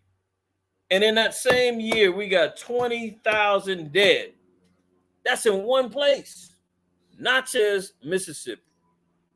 And interestingly enough, me and a couple other brothers, man, was entertaining this deal to get some land down there. And when I said, hold on, where's this at? Natchez. I said, oh, hold on. Yeah, it's in the county, but the city is a little smaller, man, outside of that. Yeah, I don't know what happened with it. But 20,000 were killed in 1 year, man. Inside this American concentration camp, Black men were recaptured by the Union troops and forced back into hard labor. Researcher Paula Westbrook adds that the Union Army did not allow them to remove the bodies from the camp.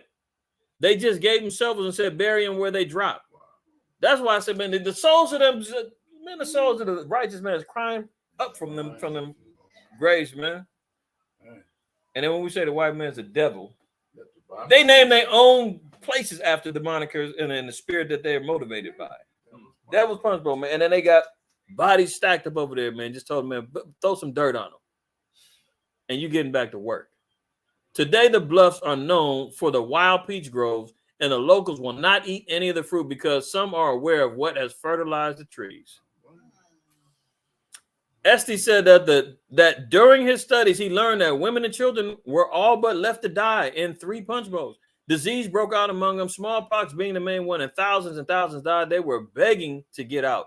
Turn me loose and I'll go back home to the plantation, anywhere but there. Unbelievable, man. And this type of stuff, man, our people have no idea. And they out here just carrying on, following after all these ridiculous doctrines, getting enslaved, getting caught up in the moment, and not realizing, man, the history that our people had to suffer. And now we're out here toasting and barbecuing and cooking up. You know, you remember the old, what is it? The picnic was a picking nigga. You know, the history behind the barbecue, man, also, you know, leads into the killing of our people, man. It's unbelievable, man. And all our people have to do is just stop, think, man, research. We're in the age of information. Maybe the crystal balls is in everybody's pockets and purses. All you got to do is swipe and find out a little something and be delivered from this madness.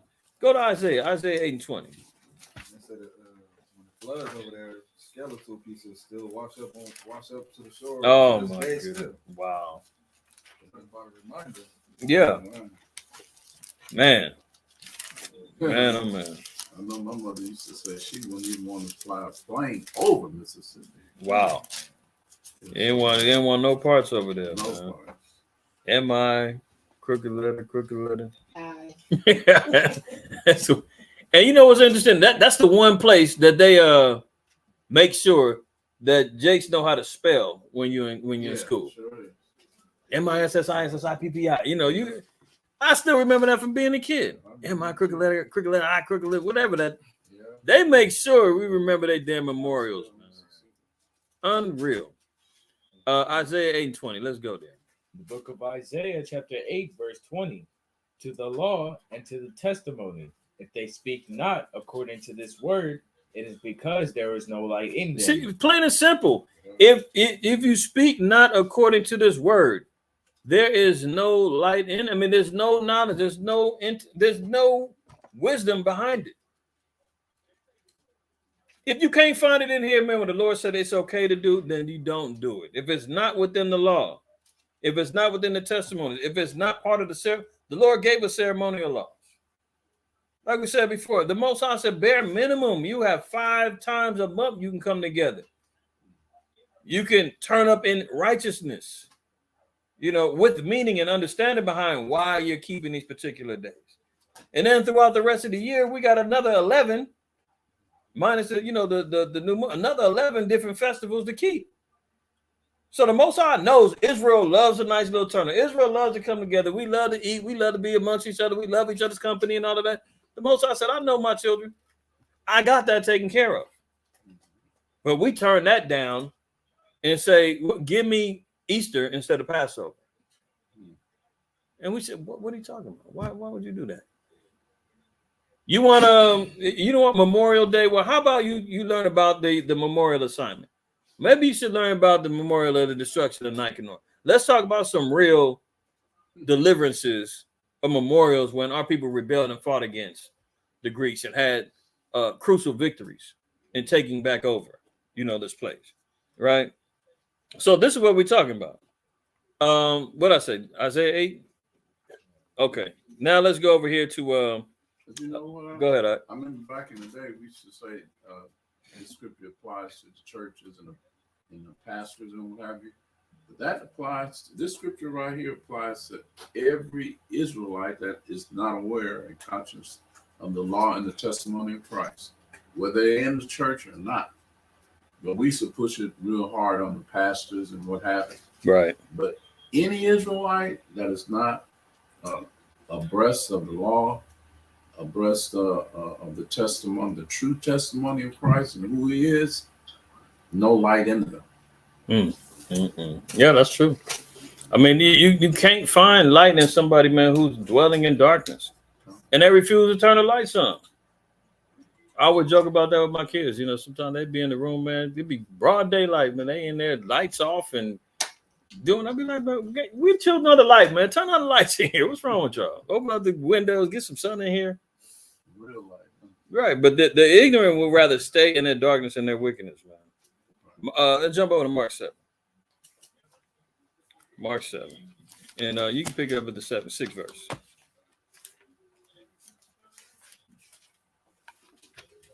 Mark chapter 7, verse 6.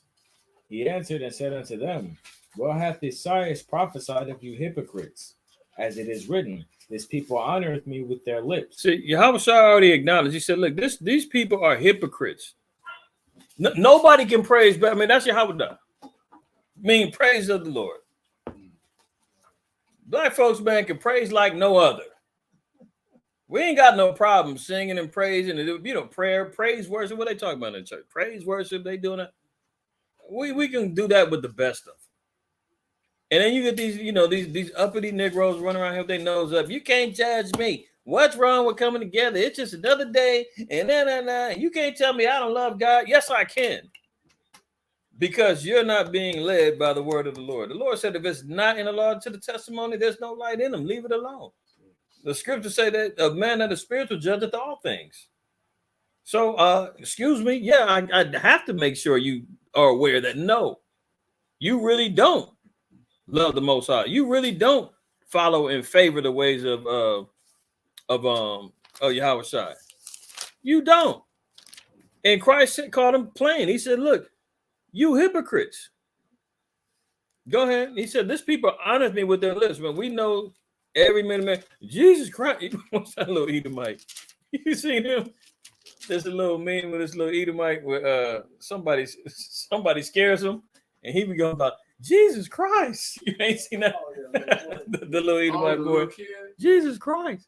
Yeah, but see, what happens when our people get in trouble? Every time the first thing comes, oh my God. He ain't answering that. What he say? He said, "Oh my God, so I'm scared." He's a Satanist. Yeah. He gets scared the first. He said, "Oh my God." See, that's why Christ said, "These people are hypocrites. They honor me with their lips, but their heart is far from me." Meaning, we can talk as if we're true worshipers. We can talk the game. I go to church every Sunday. I ain't missed a day in 30 years. You know, my grandmama, she there every week. And I mean, she's been led astray for 30 years. She's just a complete zombie and a drone who hasn't learned to break that connection. But Christ said, beware of these people, man, because they honor with their lips. You know, nobody can talk better game about their belief in Christ than a Negro and Hispanic out their churches. But Christ said these are hypocrites, man. They talk about, I guarantee you go over there at any little Thanksgiving, I mean, what do they call it? July 4th gathering. And you ask people, man, do you believe in Christ? Do you believe in God? Do you believe in the law? Do you believe in the Bible? Yeah, of course. All day. God is good. Okay, yeah, all the time. But God ain't good to even that scripture. God said God is good to Israel. They leave that part out. I think that's in Psalm 73 or 71. But this is the type of foolishness that they sit out there and say. And then when you say, well, you know, God is not pleased with you keeping this day. You know that you shouldn't be over here sacrificing and burning up swine's flesh. And you is that Old Testament? We don't do that. You want to eat all the abominations and everything else. That's why Christ said, this people is far from me. Right? Go ahead. These people, as it is written, this people honors me with their lips, but their heart is far from me. Howbeit in vain do they worship me, teaching for doctrines the commandments of men. See, didn't we read about that in Colossians? It said, beware lest any man spoil you through philosophy and vain deceit after tradition of men and after the rudiments of the world. So, you know, the Pharisees was out there teaching that traditions of men was okay. And here they are trying to condemn Christ, talking about the laws and talking about, hey, your disciples over there eating with unwashed hands. And Christ is like, well, where's that at in the law? What are you talking about? And they defiled. The meat is defiled now. He said, look, the sons of Aaron had to cleanse themselves before they went and serve at the temple. Where does it say that the average man got to go out there and clean himself before he eats? He said, you guys are hypocrites. Here you are talking about trying to add to the ways of the Most High. You're teaching doctrines of men. No different than what these damn preachers out there doing, because they definitely not teaching prophecy. They're not guarding and being watchmen for our people, preparing them for the day of the Lord. They out there telling our people feel good and prosperity doctrine. Then giving blinders down. You know, they're not paying no attention to what's going on in earth. And then when you ask the damn preacher, just believe. Don't worry. Jesus got us, man. God got us. It's going to be all right. Satan is working. I know. The devil is busy. But what is it? Is it Satan, man, or is it prophecy just happening in the earth? When y'all in Long Beach, the little lady, Jesus. Oh. Oh, I hate she got yeah, she got a lot of haters, man. She got a lot of haters. Yeah, they do in the chat. They be in the chat on her head, man. Jesus say, you know, she sound like something straight out of their karate movie. Buddha bless you. Go ahead and finish that. So it said, teaching for doctrines the commandments of men. Read. For laying aside the commandment of God, ye hold the tradition of men, as the washing of pots and cups, and many other such like things ye do. Go ahead. And he said unto them, full well ye reject the commandment of God. See, when our people full well reject the Most High, when he says your diet, guaranteed, man, our people is all out there eating anything and everything they can slap on that grill. From the catfish to the pork ribs to the whatever other swine and abomination. You know, the chitlins is probably bubbling right now, stinking up the house. You know, the Negroes got their own tradition with what they do, black eyed peas every New Year and all that. You know what I'm saying? And they putting ham hocks in it. Calling it good luck. Yeah, good. Right. Good luck and doing their resolutions. And I know damn well everybody that did their resolutions these past 2 years, they like, forget it. I ain't doing it because we just catching more hell. This damn plague is shutting down everything, and my economy, my check is getting hit. Food shortages, gas up. And they don't really understand what's going on because the preacher's telling them, don't worry. Satan's busy, but if you pray, come on, prayer warriors, come on together. Yeah, pay your tithes, make sure that these doors don't close. Who cares if you lose out in your home? I remember this brother I used to work with. I think his grandma. She fell on hard times, man. Lifelong member of the church, paid her tithes every year, right? She fell on hard times. She went to the church for help. They gave her a loan with interest. And if the scripture in the law says, man, you're not supposed to charge usury amongst your people, they charge her interest. I mean, she's an elder of the church, man, dedicated, man. Who knows how much money that she kept them doors open. They could have just gave that just a straight arm and said, sister, for your dedication to keeping these doors open and being a faithful believer in what we doing here, how much you need to keep your lights on and the doors open? Here, take that. And Most High be with you. They said, how much? We need to finance a loan for Sister Geraldine. And we're going to add on about 10% interest on every dollar. How's that sound? And she took the loan, and she's still probably going to that church. But that's what they was doing. Teaching traditions of men, full well rejecting the commandment of the Most High so that they can keep their own traditions. Our people would rather keep the 4th of July. Kohath, you said it right, man. Ignorance is bliss, man. I remember Chris Rock, I say it all the time, Chris Rock did some stand-up special. I got to find it. Where the joke was niggas love not to know. And he gave out all these scenarios, and it was like, hey, nigga, what time is it? I don't know. What's your name? I don't know. Hey, what you eat last night? I don't know. Like, it's a defense mechanism for Jake. You know, anytime you ask, I don't know, man, leave me alone. It's like, brother, I'm asking you a serious question, man. I can probably help your salvation, man. Maybe help your household, man. Help your children, man. I don't know, man. I ain't got time. Leave me alone. That's the type of mentality there. I gotta find that, man, because I know Chris Rock got that thing. I was dying. I said, man, I don't even like Chris Rock like that, but that was a good one because it's true. Let's go to Proverbs. Proverbs 28 for a couple more scriptures, then we're gonna close out. We'll close out that portion, man. I'll open up for questions. Probably with the last 30 minutes or so. Proverbs 28 and 4.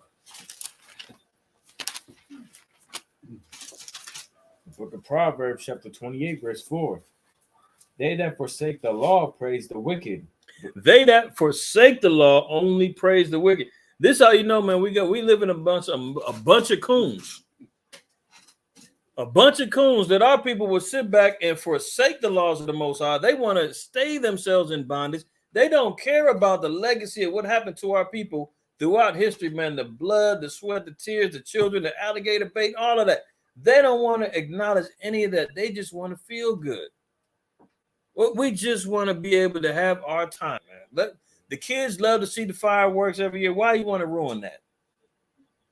We bought the M80s, we bought the sparklers, we bought all this stuff. Let the kids have their time. It's for the kids. Hold that. What you should be teaching your kids. Hold that. Give me Psalm 78, verse 5. Here we go back to lying to our kids again. Psalm 78, and pick it up at verse 5. The book of Psalms, chapter 78, verse 5. For he established a testimony in Jacob and appointed a law in Israel, which he commanded our fathers, that they should make them known to their children. See, we're supposed to make the laws known to our children, not these traditions of men, not these folly days that's going around here, having our people constantly believing in the false histories that America's presented to us. Believing in the American dream, man. George Carlin said it's called the American dream because you got to be asleep to believe it. That was a cold line from, and he's a damn Edomite. And he was talking about how bad the government is. He said, American dream is a dream because you got to be asleep to believe it. And ain't that the truth? Straight up. He said, so now we got to let it be known to our children the laws of the Most High. Read. That the generation to come might know them, even the children which should be born. So the Most High said it should be generational that we're teaching our children. It said, even if they ain't born yet, it should be in your minds. When this baby comes out the womb, I have to raise him in the laws of God. You know, there's a brother out there earlier today, man. He talking about he's responsible for raising his kid. Yeah, no doubt. But what you gonna teach him? He's calling himself black. Your child got no shot in hell to learn the truth when you saying you black. Well, I'm doing my part, brother. Who else is gonna care about me? I gotta do me. Yeah, I'm a registered nurse. That's how I take care of my people. That's how I give back. Well, how? Are you out there having private seminar classes, teaching our people CPR? Are you teaching them how to do emergency, turning kitchen on? Maybe. I doubt that's what he's doing, because he said, I work at the hospital right down the street. Okay, so you working for the white man, man. If a Negro happen to come up in there, okay, you help him. But don't act like you became a nurse that you can get that knowledge back to our people. That ain't what you're doing. So the Lord said, teach our children law so that the generation to come, they might know them. Read. Even the children which should be born, who should arise and declare them to their children. See, it has to be generational, man. We want to figure out how we're going to beat this.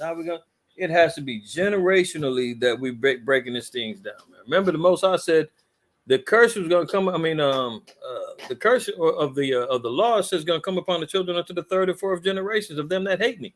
So we have to continually teach it generationally so that we can break free and get our households and our nation all customary to following after the laws of God. It has to be generational. We can't do it just me and then my kids don't follow. No, everybody got to get on board. Read.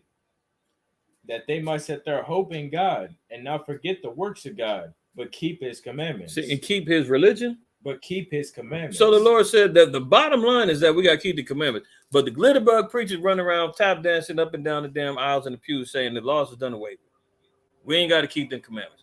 Nobody can keep the commandments. Nobody's perfect. All we got to keep is the two greatest commandments. And if you read them too, you will find how you can understandably follow all the rest.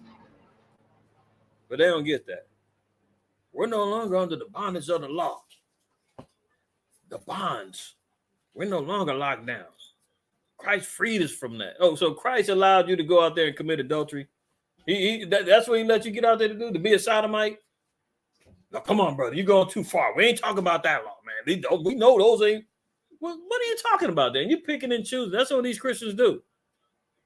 Christ freed us from the bonds of the laws. We don't have to keep the law. As soon as you start bringing out different laws that clearly, we should just say it blatantly. Are you married? Yeah. Well, can I have an affair with your wife, brother? Can I go live with your wife? What? No, brother, that's adultery. Well, that's a law. You just said you got free from the law, man. So I'm free from it. What you worried about adultery for, man? Pass your wife over to me. Yeah, brother used to be mad. Brother, you out of line. You can't do that. See, that's not Christ. What are you talking about then, man? I mean, seriously, this type of folly that they fall for.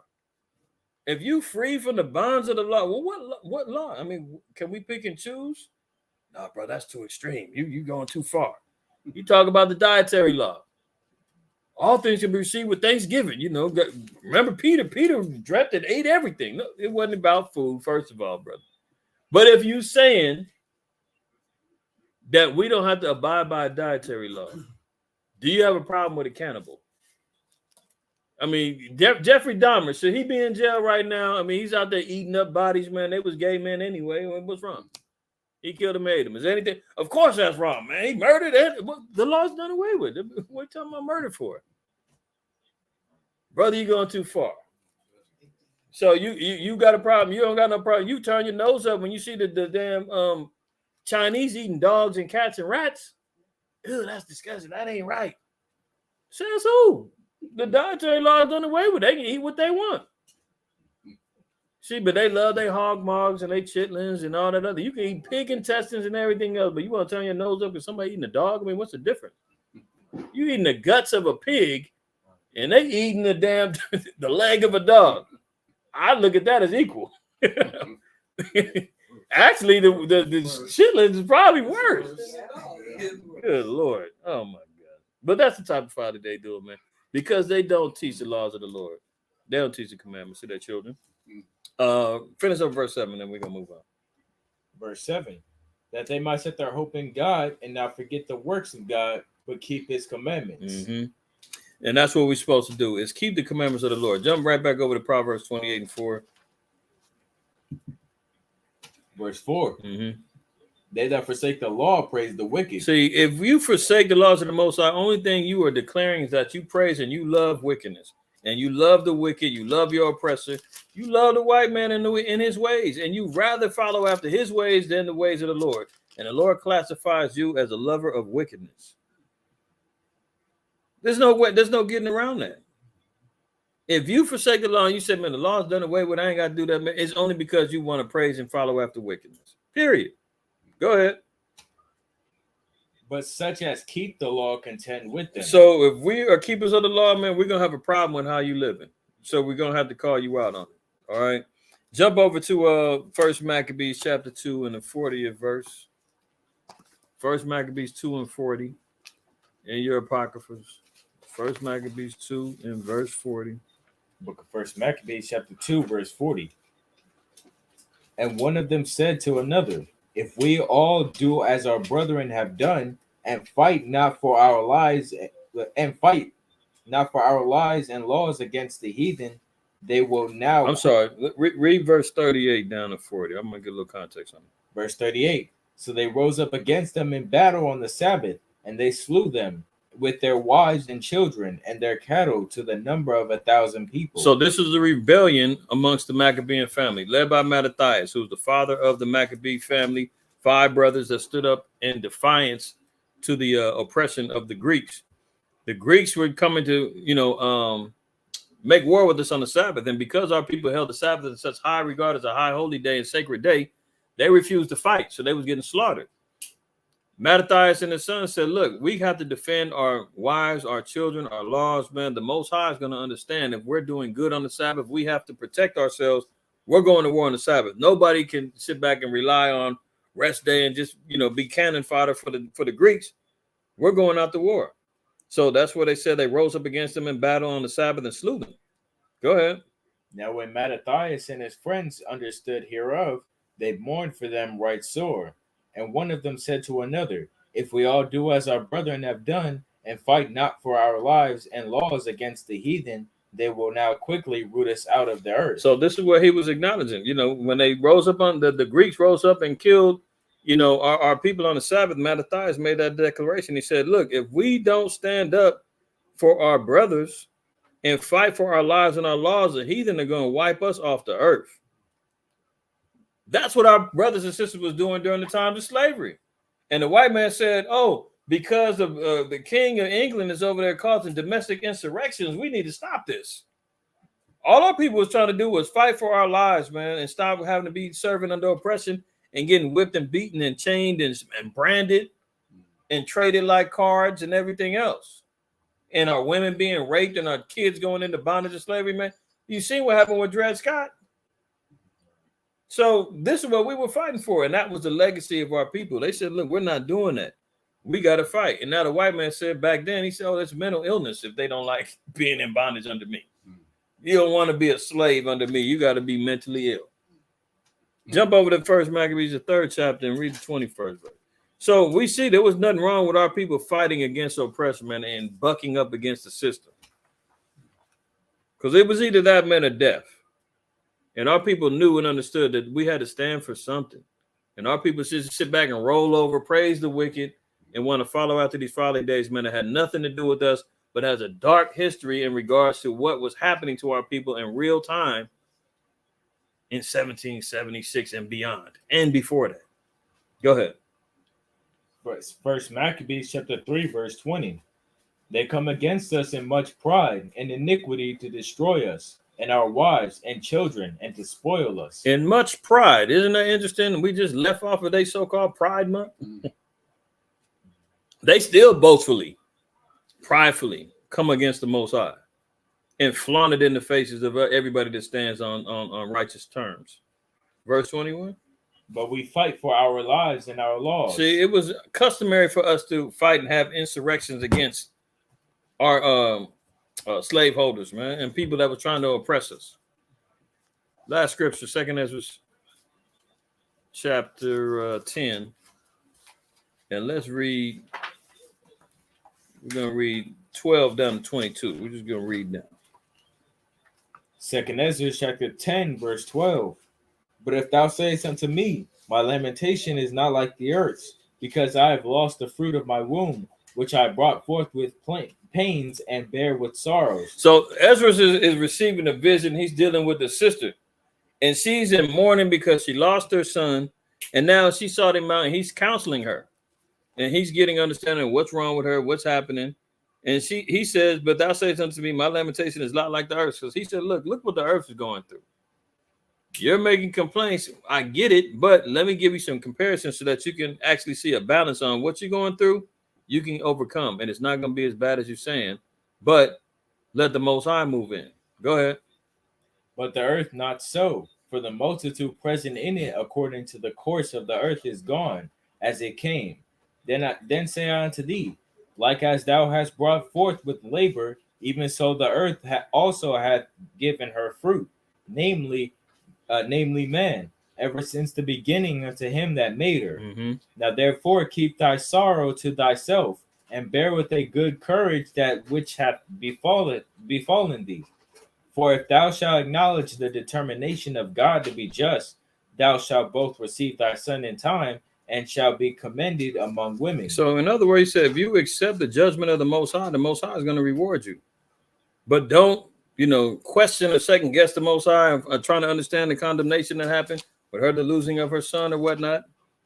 He said that the earth has lost many men from since the beginning of him that made it. Remember, we all come from Adam, all birth. How many of our people have died since then? Read. Go thy way then into the city to thine husband. And she said unto me, that will I not do.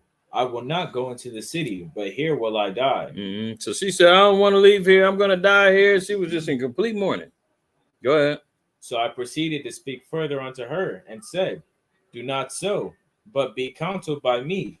For how many are the adversaries of Sion? He said, how many are the adversities of how many adversities have Israel been going through?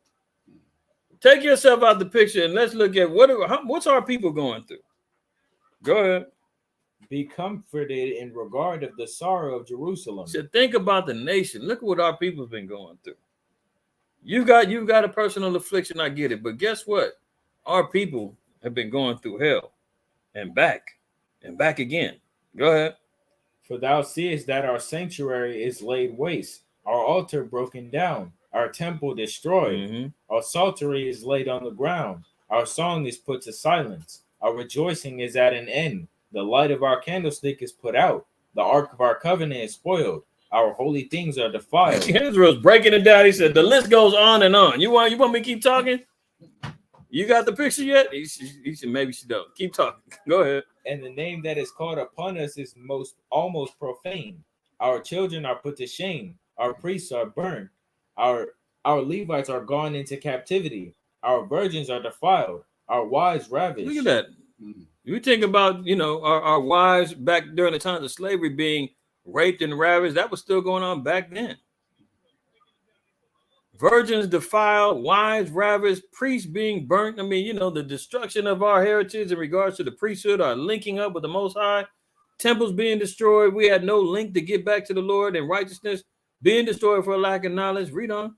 Our righteous men carried away. Righteous men being put in bondage, putting in mandingo fights and all kind of stuff. Read. Our little ones destroyed. Our young men are brought in bondage, and our strong men are become weak. See that?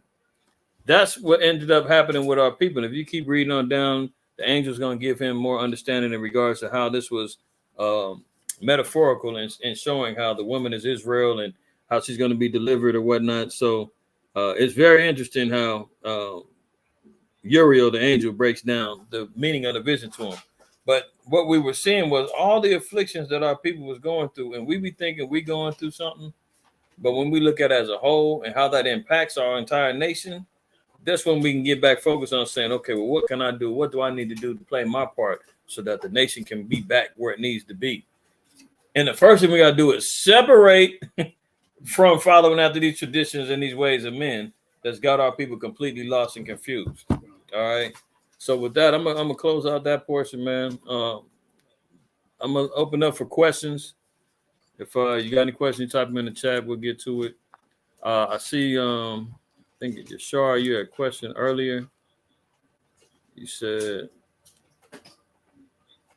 "How do you explain Deuteronomy 28:49 to Christians when they say, 'How is it we wouldn't know Esau's language?'" Let's go there.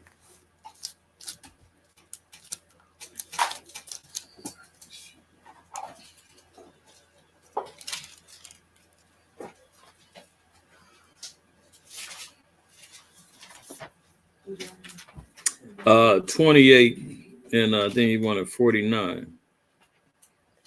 The book of Deuteronomy, chapter 28, verse 49. The Lord shall bring a nation against thee from far, from the end of the earth, as swift as the eagle flieth, a nation whose tongue thou shalt not understand. So I'm not really sure how a Christian wouldn't understand that our captives came speaking a non-native language to our people.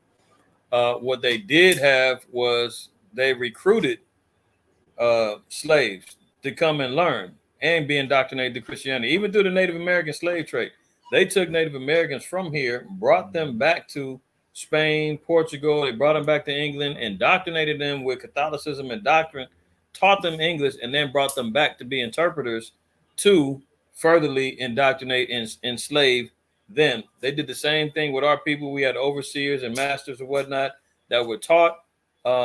There's documents where you can even see overseers sitting in the church, making sure that the translations of what was being said through the slave Bibles was being said right. Let me see if I can find. I got it on my phone, but I want to see the church service in slavery.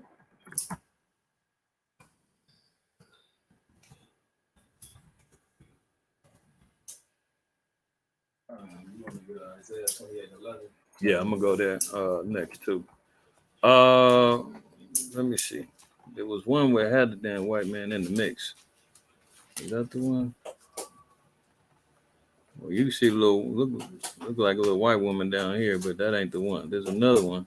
Where's he at? Damn white man in the mix. It was a pictorial. It was like a picture, but it had the white man sitting right next to the pew, kind of making sure that what was being said. You know, that's why reading and writing was outlawed. Only selective slaves was able to read and write. Just like what's the brother? Damn, we just talked about him earlier. Prosser. Nat Turner as well.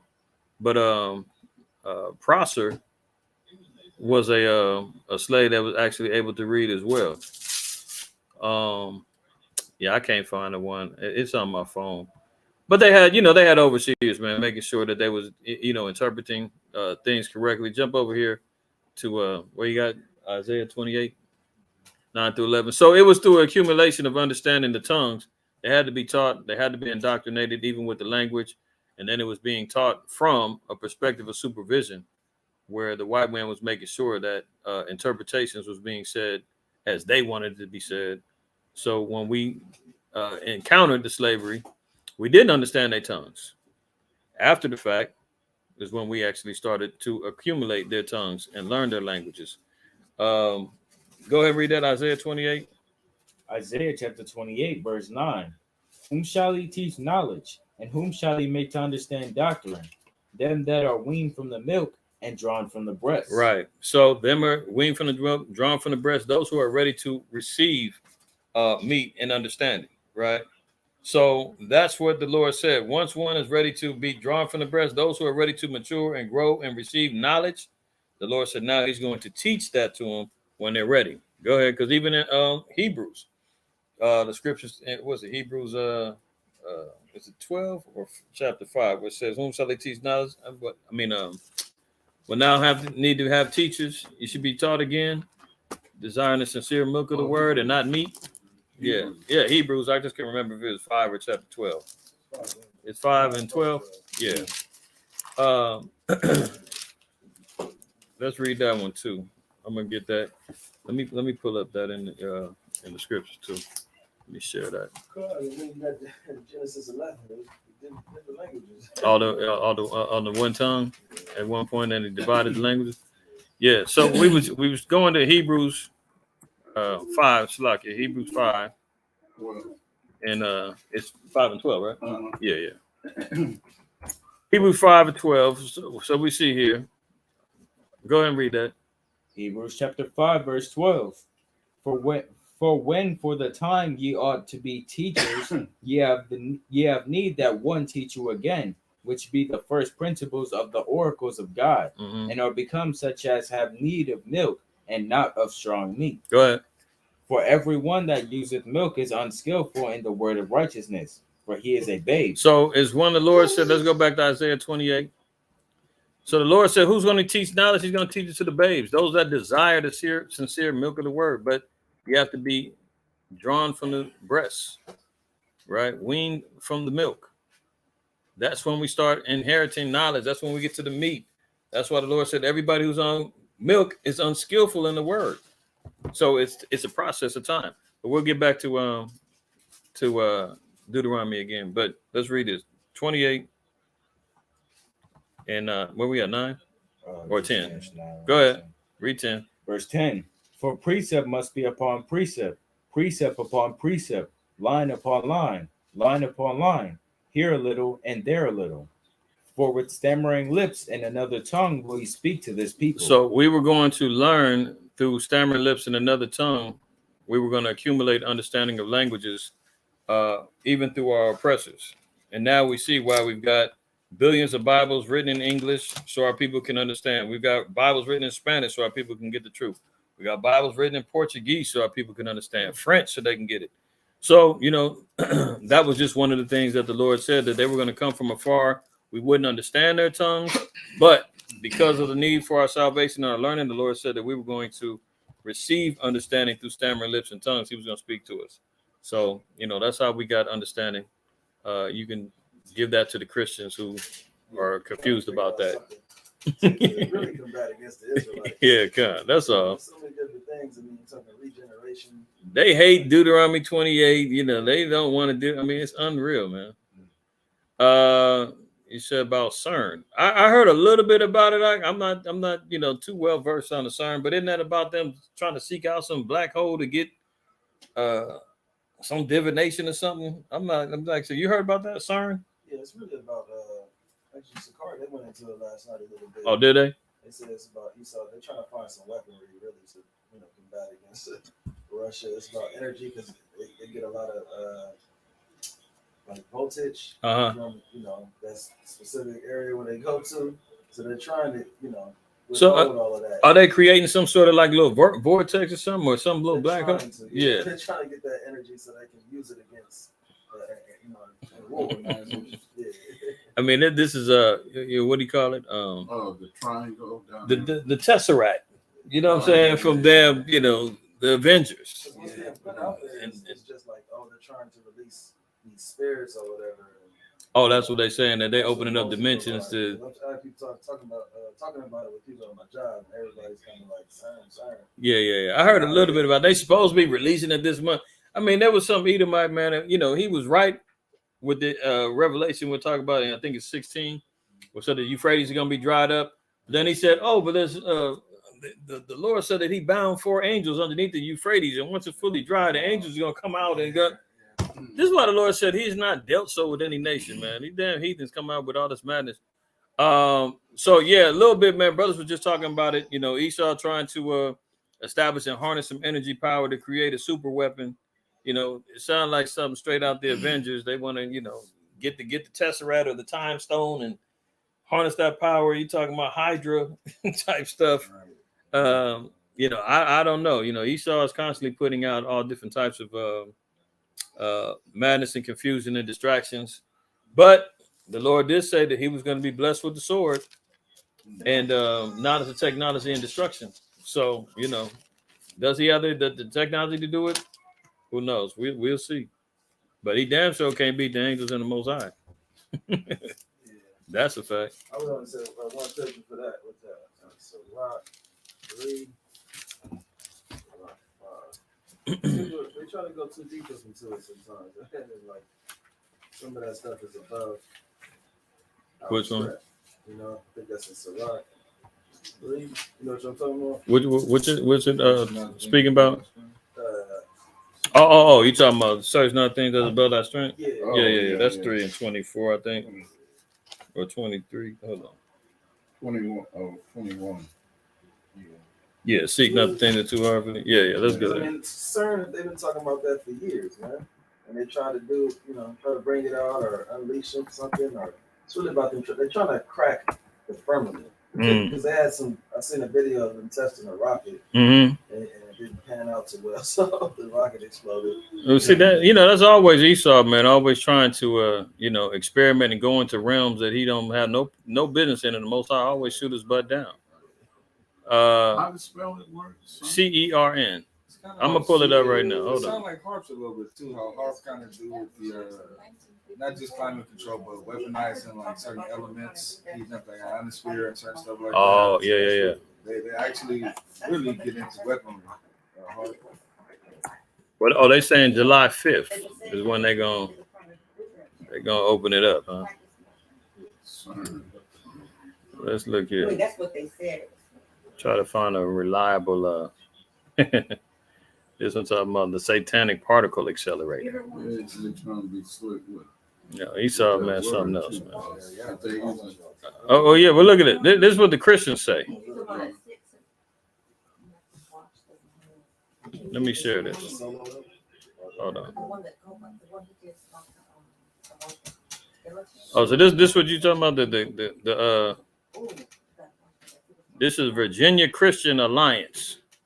CERN reactivates July 5th. Demonic entities. Extra. Shalakia says, hold on now. I'm trying to pull something up because people's online asking questions about this. I want to make sure they can hear. CERN reactivates. So this is what the Christians are saying. CERN reactivates July 5th. Demonic entities and extra dimensions, satanic rituals. So that okay, I see what you're saying now. Oh, Stephen Hawking. This creature. That was his technology. Did he pass away some time ago? Yeah, he passed away, man. I do remember because I think that's when he started believing in the Most High. Because he switched up. He used to be an atheist, and then he started delving into too far into the damn into the knowledge of the dimensions, or you know, the heavens, and he started talking about the God particle, and you know, then the Most High put his butt to death. And I seen a brother in the truth that was on the CERN for a long time, and he kind of bringing in Esau's doctrines. And he found out the truth. He started thinking that this date, this was going to take place. See, you gotta be careful. That's what happens. You can pick in these doomsday dates and all that. See, that's why we read this in Sirach. Sirach 3:21. Seek not out the things that are too hard for thee, neither search out the things that are above thy strength. But what is commanded thee, think thereupon with reverence, for it is needful for thee to see with thine eyes. The things, God dang it, I'm used to using my mouse. For it is not needful for thee to see with thine eyes the things that are in secret. You know, as back in the world when you talk about gambling, man, they always used to say, man, all money ain't good money. And when you're dealing with knowledge, man, you know, everything ain't always solid. And some things you want to stay out of because you can open up different realms of understanding, man, that can get you all jacked up. And that's wonderful. So yeah, they're saying come Monday, CERN is going to be reactivating after a 3-year upgrade to make it the most powerful ever. We urge our readers and listeners to discern and decide. Viewer discretion is advised as CERN performs what many believe are satanic rituals. Go to the source on Rumble and see many supporting resource links. You know, especially when it comes from Esau, man, you really got to be skeptical and saying you're trying to correlate this with scripture. You're trying to correlate this with any type of understanding of righteousness. I'm pausing on that because he don't know.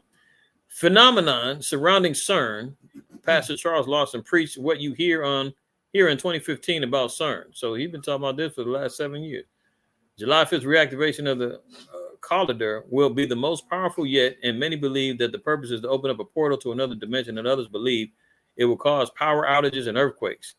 Many other factors are in play, such as the significance of July 5th, you know. So I'm not sure what the Mother Brothers was talking about, if that was something that they were trying to break down, but that's about the most. I'm not going to invest too much of my faith into that technology or what Esau's putting on it.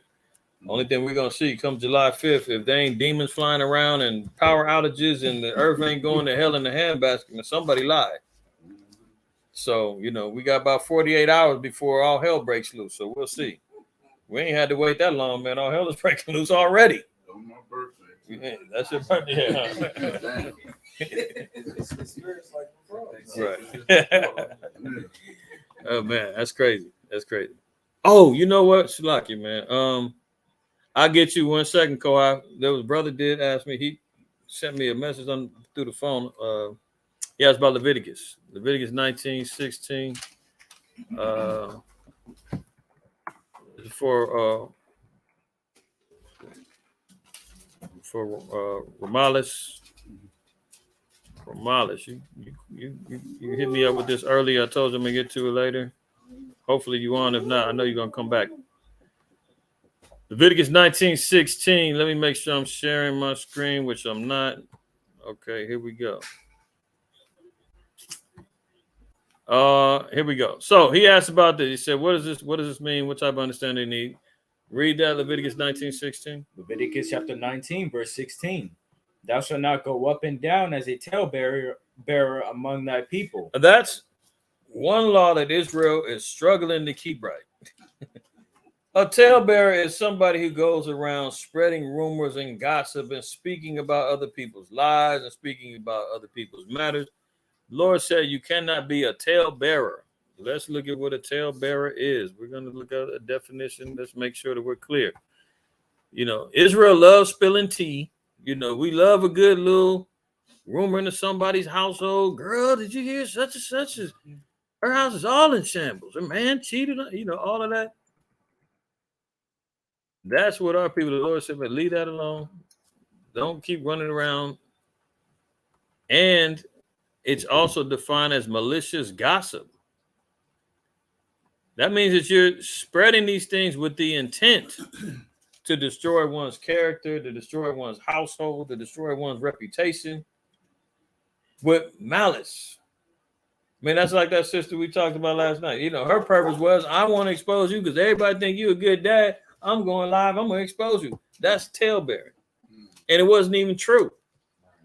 So one who spreads malicious stories of gossip, one who tells tales like to breed mischief, one who carries stories and makes mischief by his officiousness, one who officially tells tales, and one who impertinently or maliciously communicates intelligence, scandal, and makes mischief. So, you know, bottom line, a rumor spreader with malicious intent, somebody who likes to gossip, those things the Most High said is unlawful and we should not be doing. Okay. Precept? Okay. 2019. I got you 1 second. Proverbs 20:19.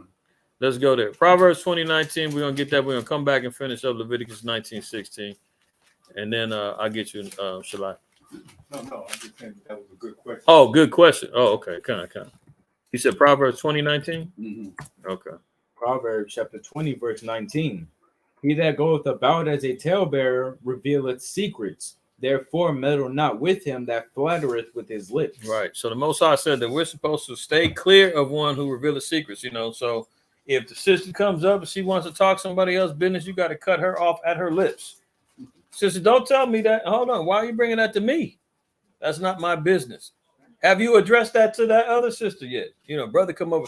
Yeah, man. Hey, man, brother's out of control, man. The brother told me he stole such and such from the other brother. And what should I do? What have you actually gotten active in being a part of going over there and trying to solve the matter yourself? Why are you bringing that to me? Well, brother, you the leader, you the elder. You supposed to be able to go deal with that. No. You should be. You only thing right now is you constantly tell me. Who else have you told? Oh, my roommate knows, and then my mama, because I tell my mama everything. Now you a talebearer. You out here spreading everybody's business and gossip. You maliciously are going out there trying to destroy people, a man's character. That's against the laws of the Lord. I heard about such and such, man. Yeah, because such and such told me, yeah, he's wicked anyway. Have any of y'all talked to that brother yet? Have you confirmed any of this is true? Well, no, because it came from a reliable source. Who's the source then? You got 2 or 3 witnesses that's talking about this? And if so, then you need to go confront that brother. You need to go handle it.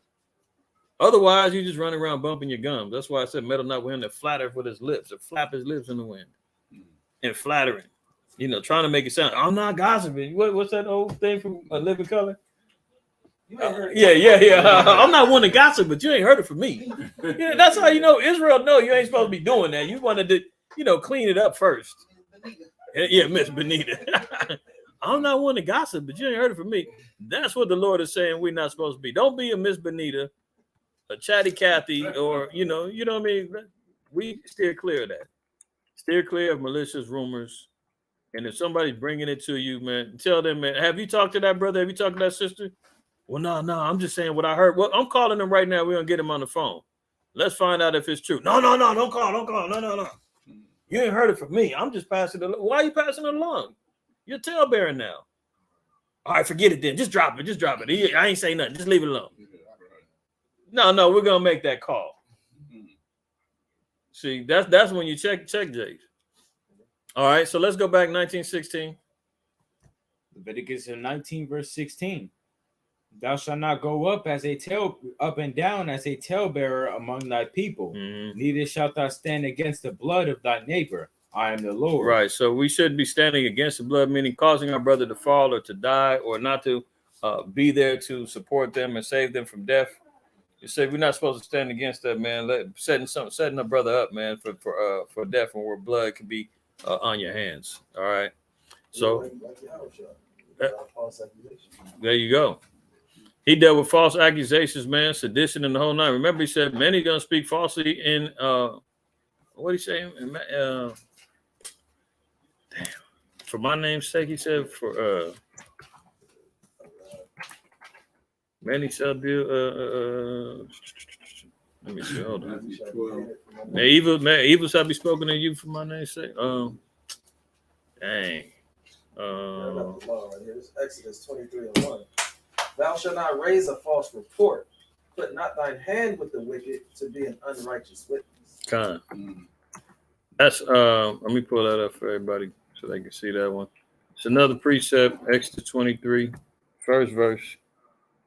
So why does it make me spell it all the way out? So here, not being a false witness, thou shalt not raise a false report. Put not thine hand with the wicked to be an unrighteous witness. So you can't go in to conspire to try to take down a brother if you don't have the knowledge or a sister. You don't have the knowledge of the facts of what happened, and you can't be an upright witness. Then you're supposed to stay out of it. But don't go over there conspire and say, you know what, we're just gonna raise a false report, man. Brother, I'm with you, man. Does that mean we're gonna get rid of her? Does that mean we're gonna get rid of him? But fine, I'm with it. And don't put your hand to be a wicked with the wicked to be an unrighteous witness. That means you covering up. He's being wicked, and you acting like, man, I'm riding with you to the end, man. Win, lose, or draw, man. If you lying, if you wicked, we all just gonna go down with the ship. Don't put your hand with the wicked to be an unrighteous witness. You're gonna sit back and lie to protect his wickedness and his evils, so he can still go out there and continue on being more evil. And then when he do the same to you, who do you gonna blame? Brother, I protected you, man. I covered up for you. When you did that wickedness, man, I didn't say nothing.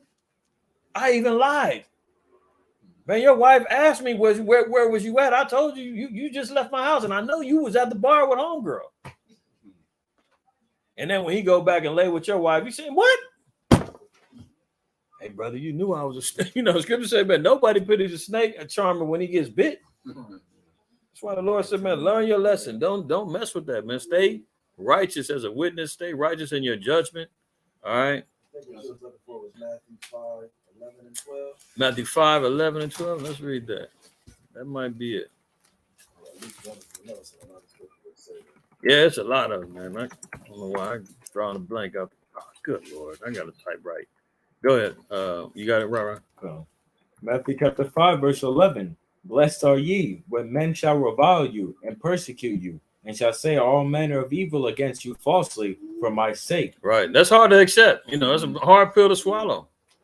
But Yahweh said, you blessed if you find yourself in that position. Man, revile, oh man, he's wicked, he's evil, and you ain't did nothing but the right things. You getting persecuted, all manner of evil men. Israelites, they in the cult. They wicked, stay away from them. They don't even keep the fourth, girl. They ain't even barbecuing. You're like, hell no, we not. That's evil, man. What are y'all in? Some cult? Good Lord, that's what they do. But he said, but for the name of Yahweh, not because of no other reason, man. If it's because of your standing firm on the scripture, standing firm on the law, standing firm on your beliefs and the customs of our people, and you getting evil, okay, cool.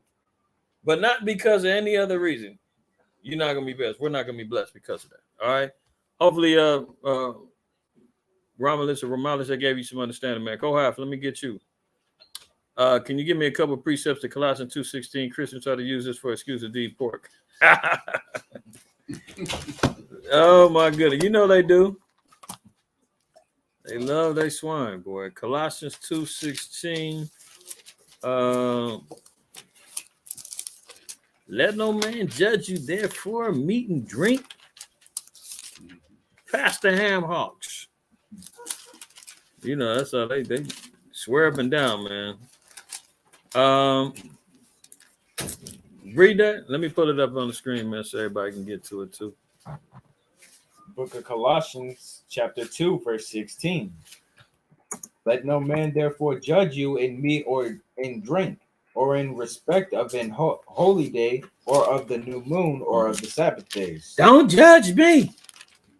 See, well, first of all, what you want to ask him is, well, are you keeping the new moons? Are you keeping the Sabbath days? First of all, what is it? He said, don't judge. Well, hold on. Respect of those days. Do you respect those days? The answer is no. You're already done. But for the sake of argument, okay, let no man therefore judge you in meat or drink or in respect of a holy day or of the new moon or the Sabbath day. Here's what they're missing. The temple ordinances were still in effect. The Pharisees were still running around commanding that sacrifices be done. Okay, let's go to Leviticus 23 and verse 37.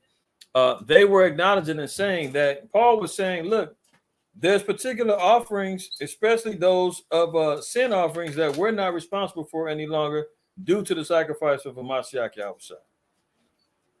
The Pharisees, especially the Sadducees who did not believe in the resurrection, were saying, hell no. Those sacrifices still need to be brought. We're not following after that. And that's folly. We're not dealing with that. Leviticus 23:37. Let's look at the particular offerings that they were talking about in respect to these holy days.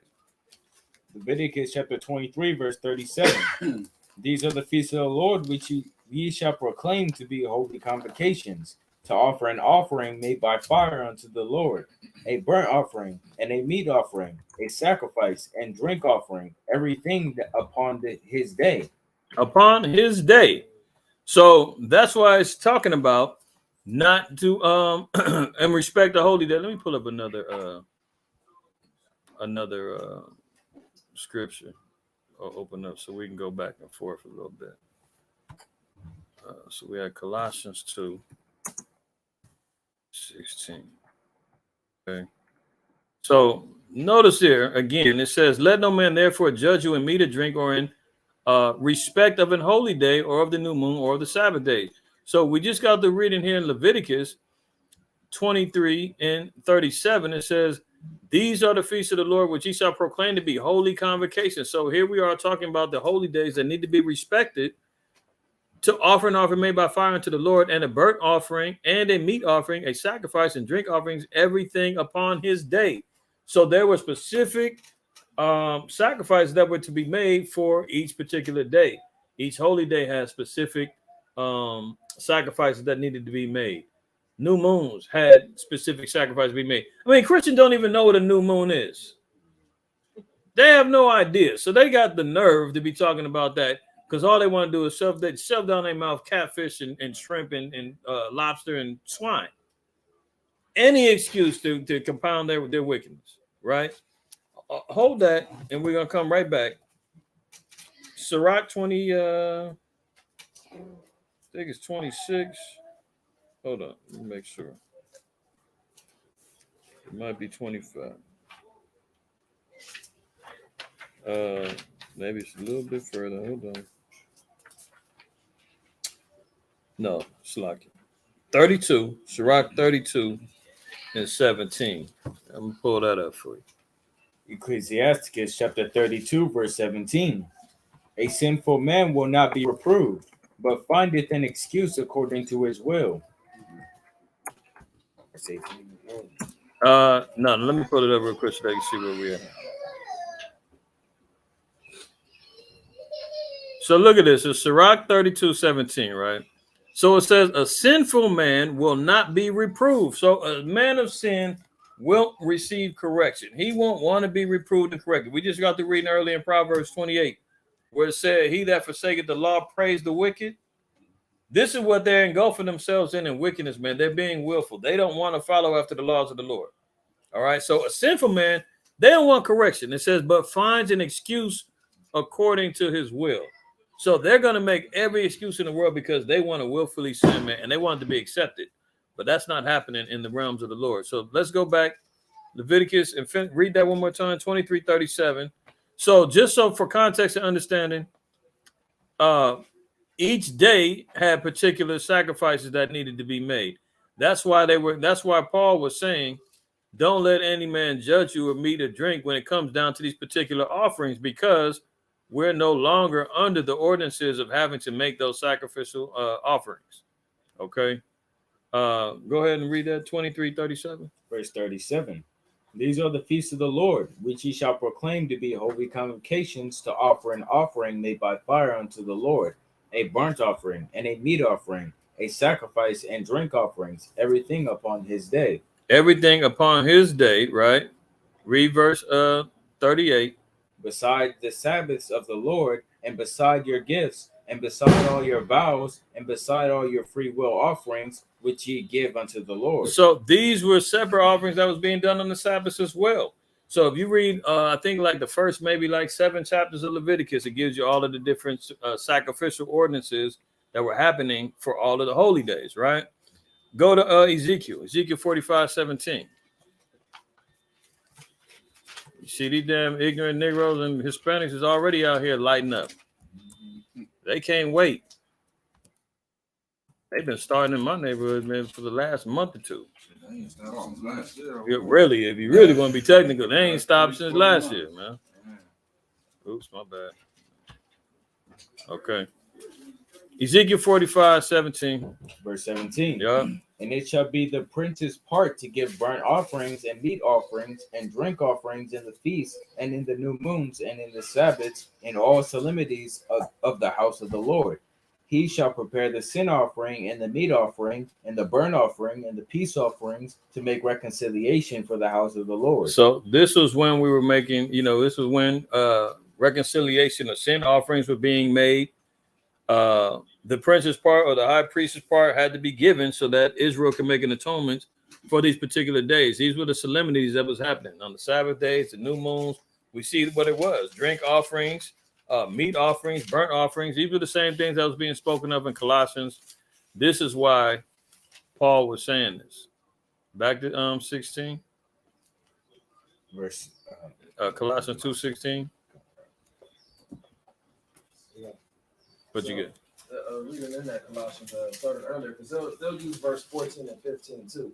Yeah. Well, they say the blotting out of the handwriting of ordinances that was against us, which was contrary to us, and it took it out of the way, nailing it to the cross. Yeah. So they say that he blotted it out. You don't have to keep it no more. But I do have a precept if you can go to it. Yeah. 2 Corinthians 3 and 6. We're going to read one more. 2 Corinthians 3 and 6. Yeah, if you really want to get technical, we can go through that whole chapter. Maybe we had to come back and do that whole thing for Colossians, but they way off on that. You know, they're again looking for reasons not to keep the laws. You said 2 Corinthians 2 and 16? No, 2 Corinthians 3, chapter 3 and verse 6. Oh, yeah, I'm there. Verse 6.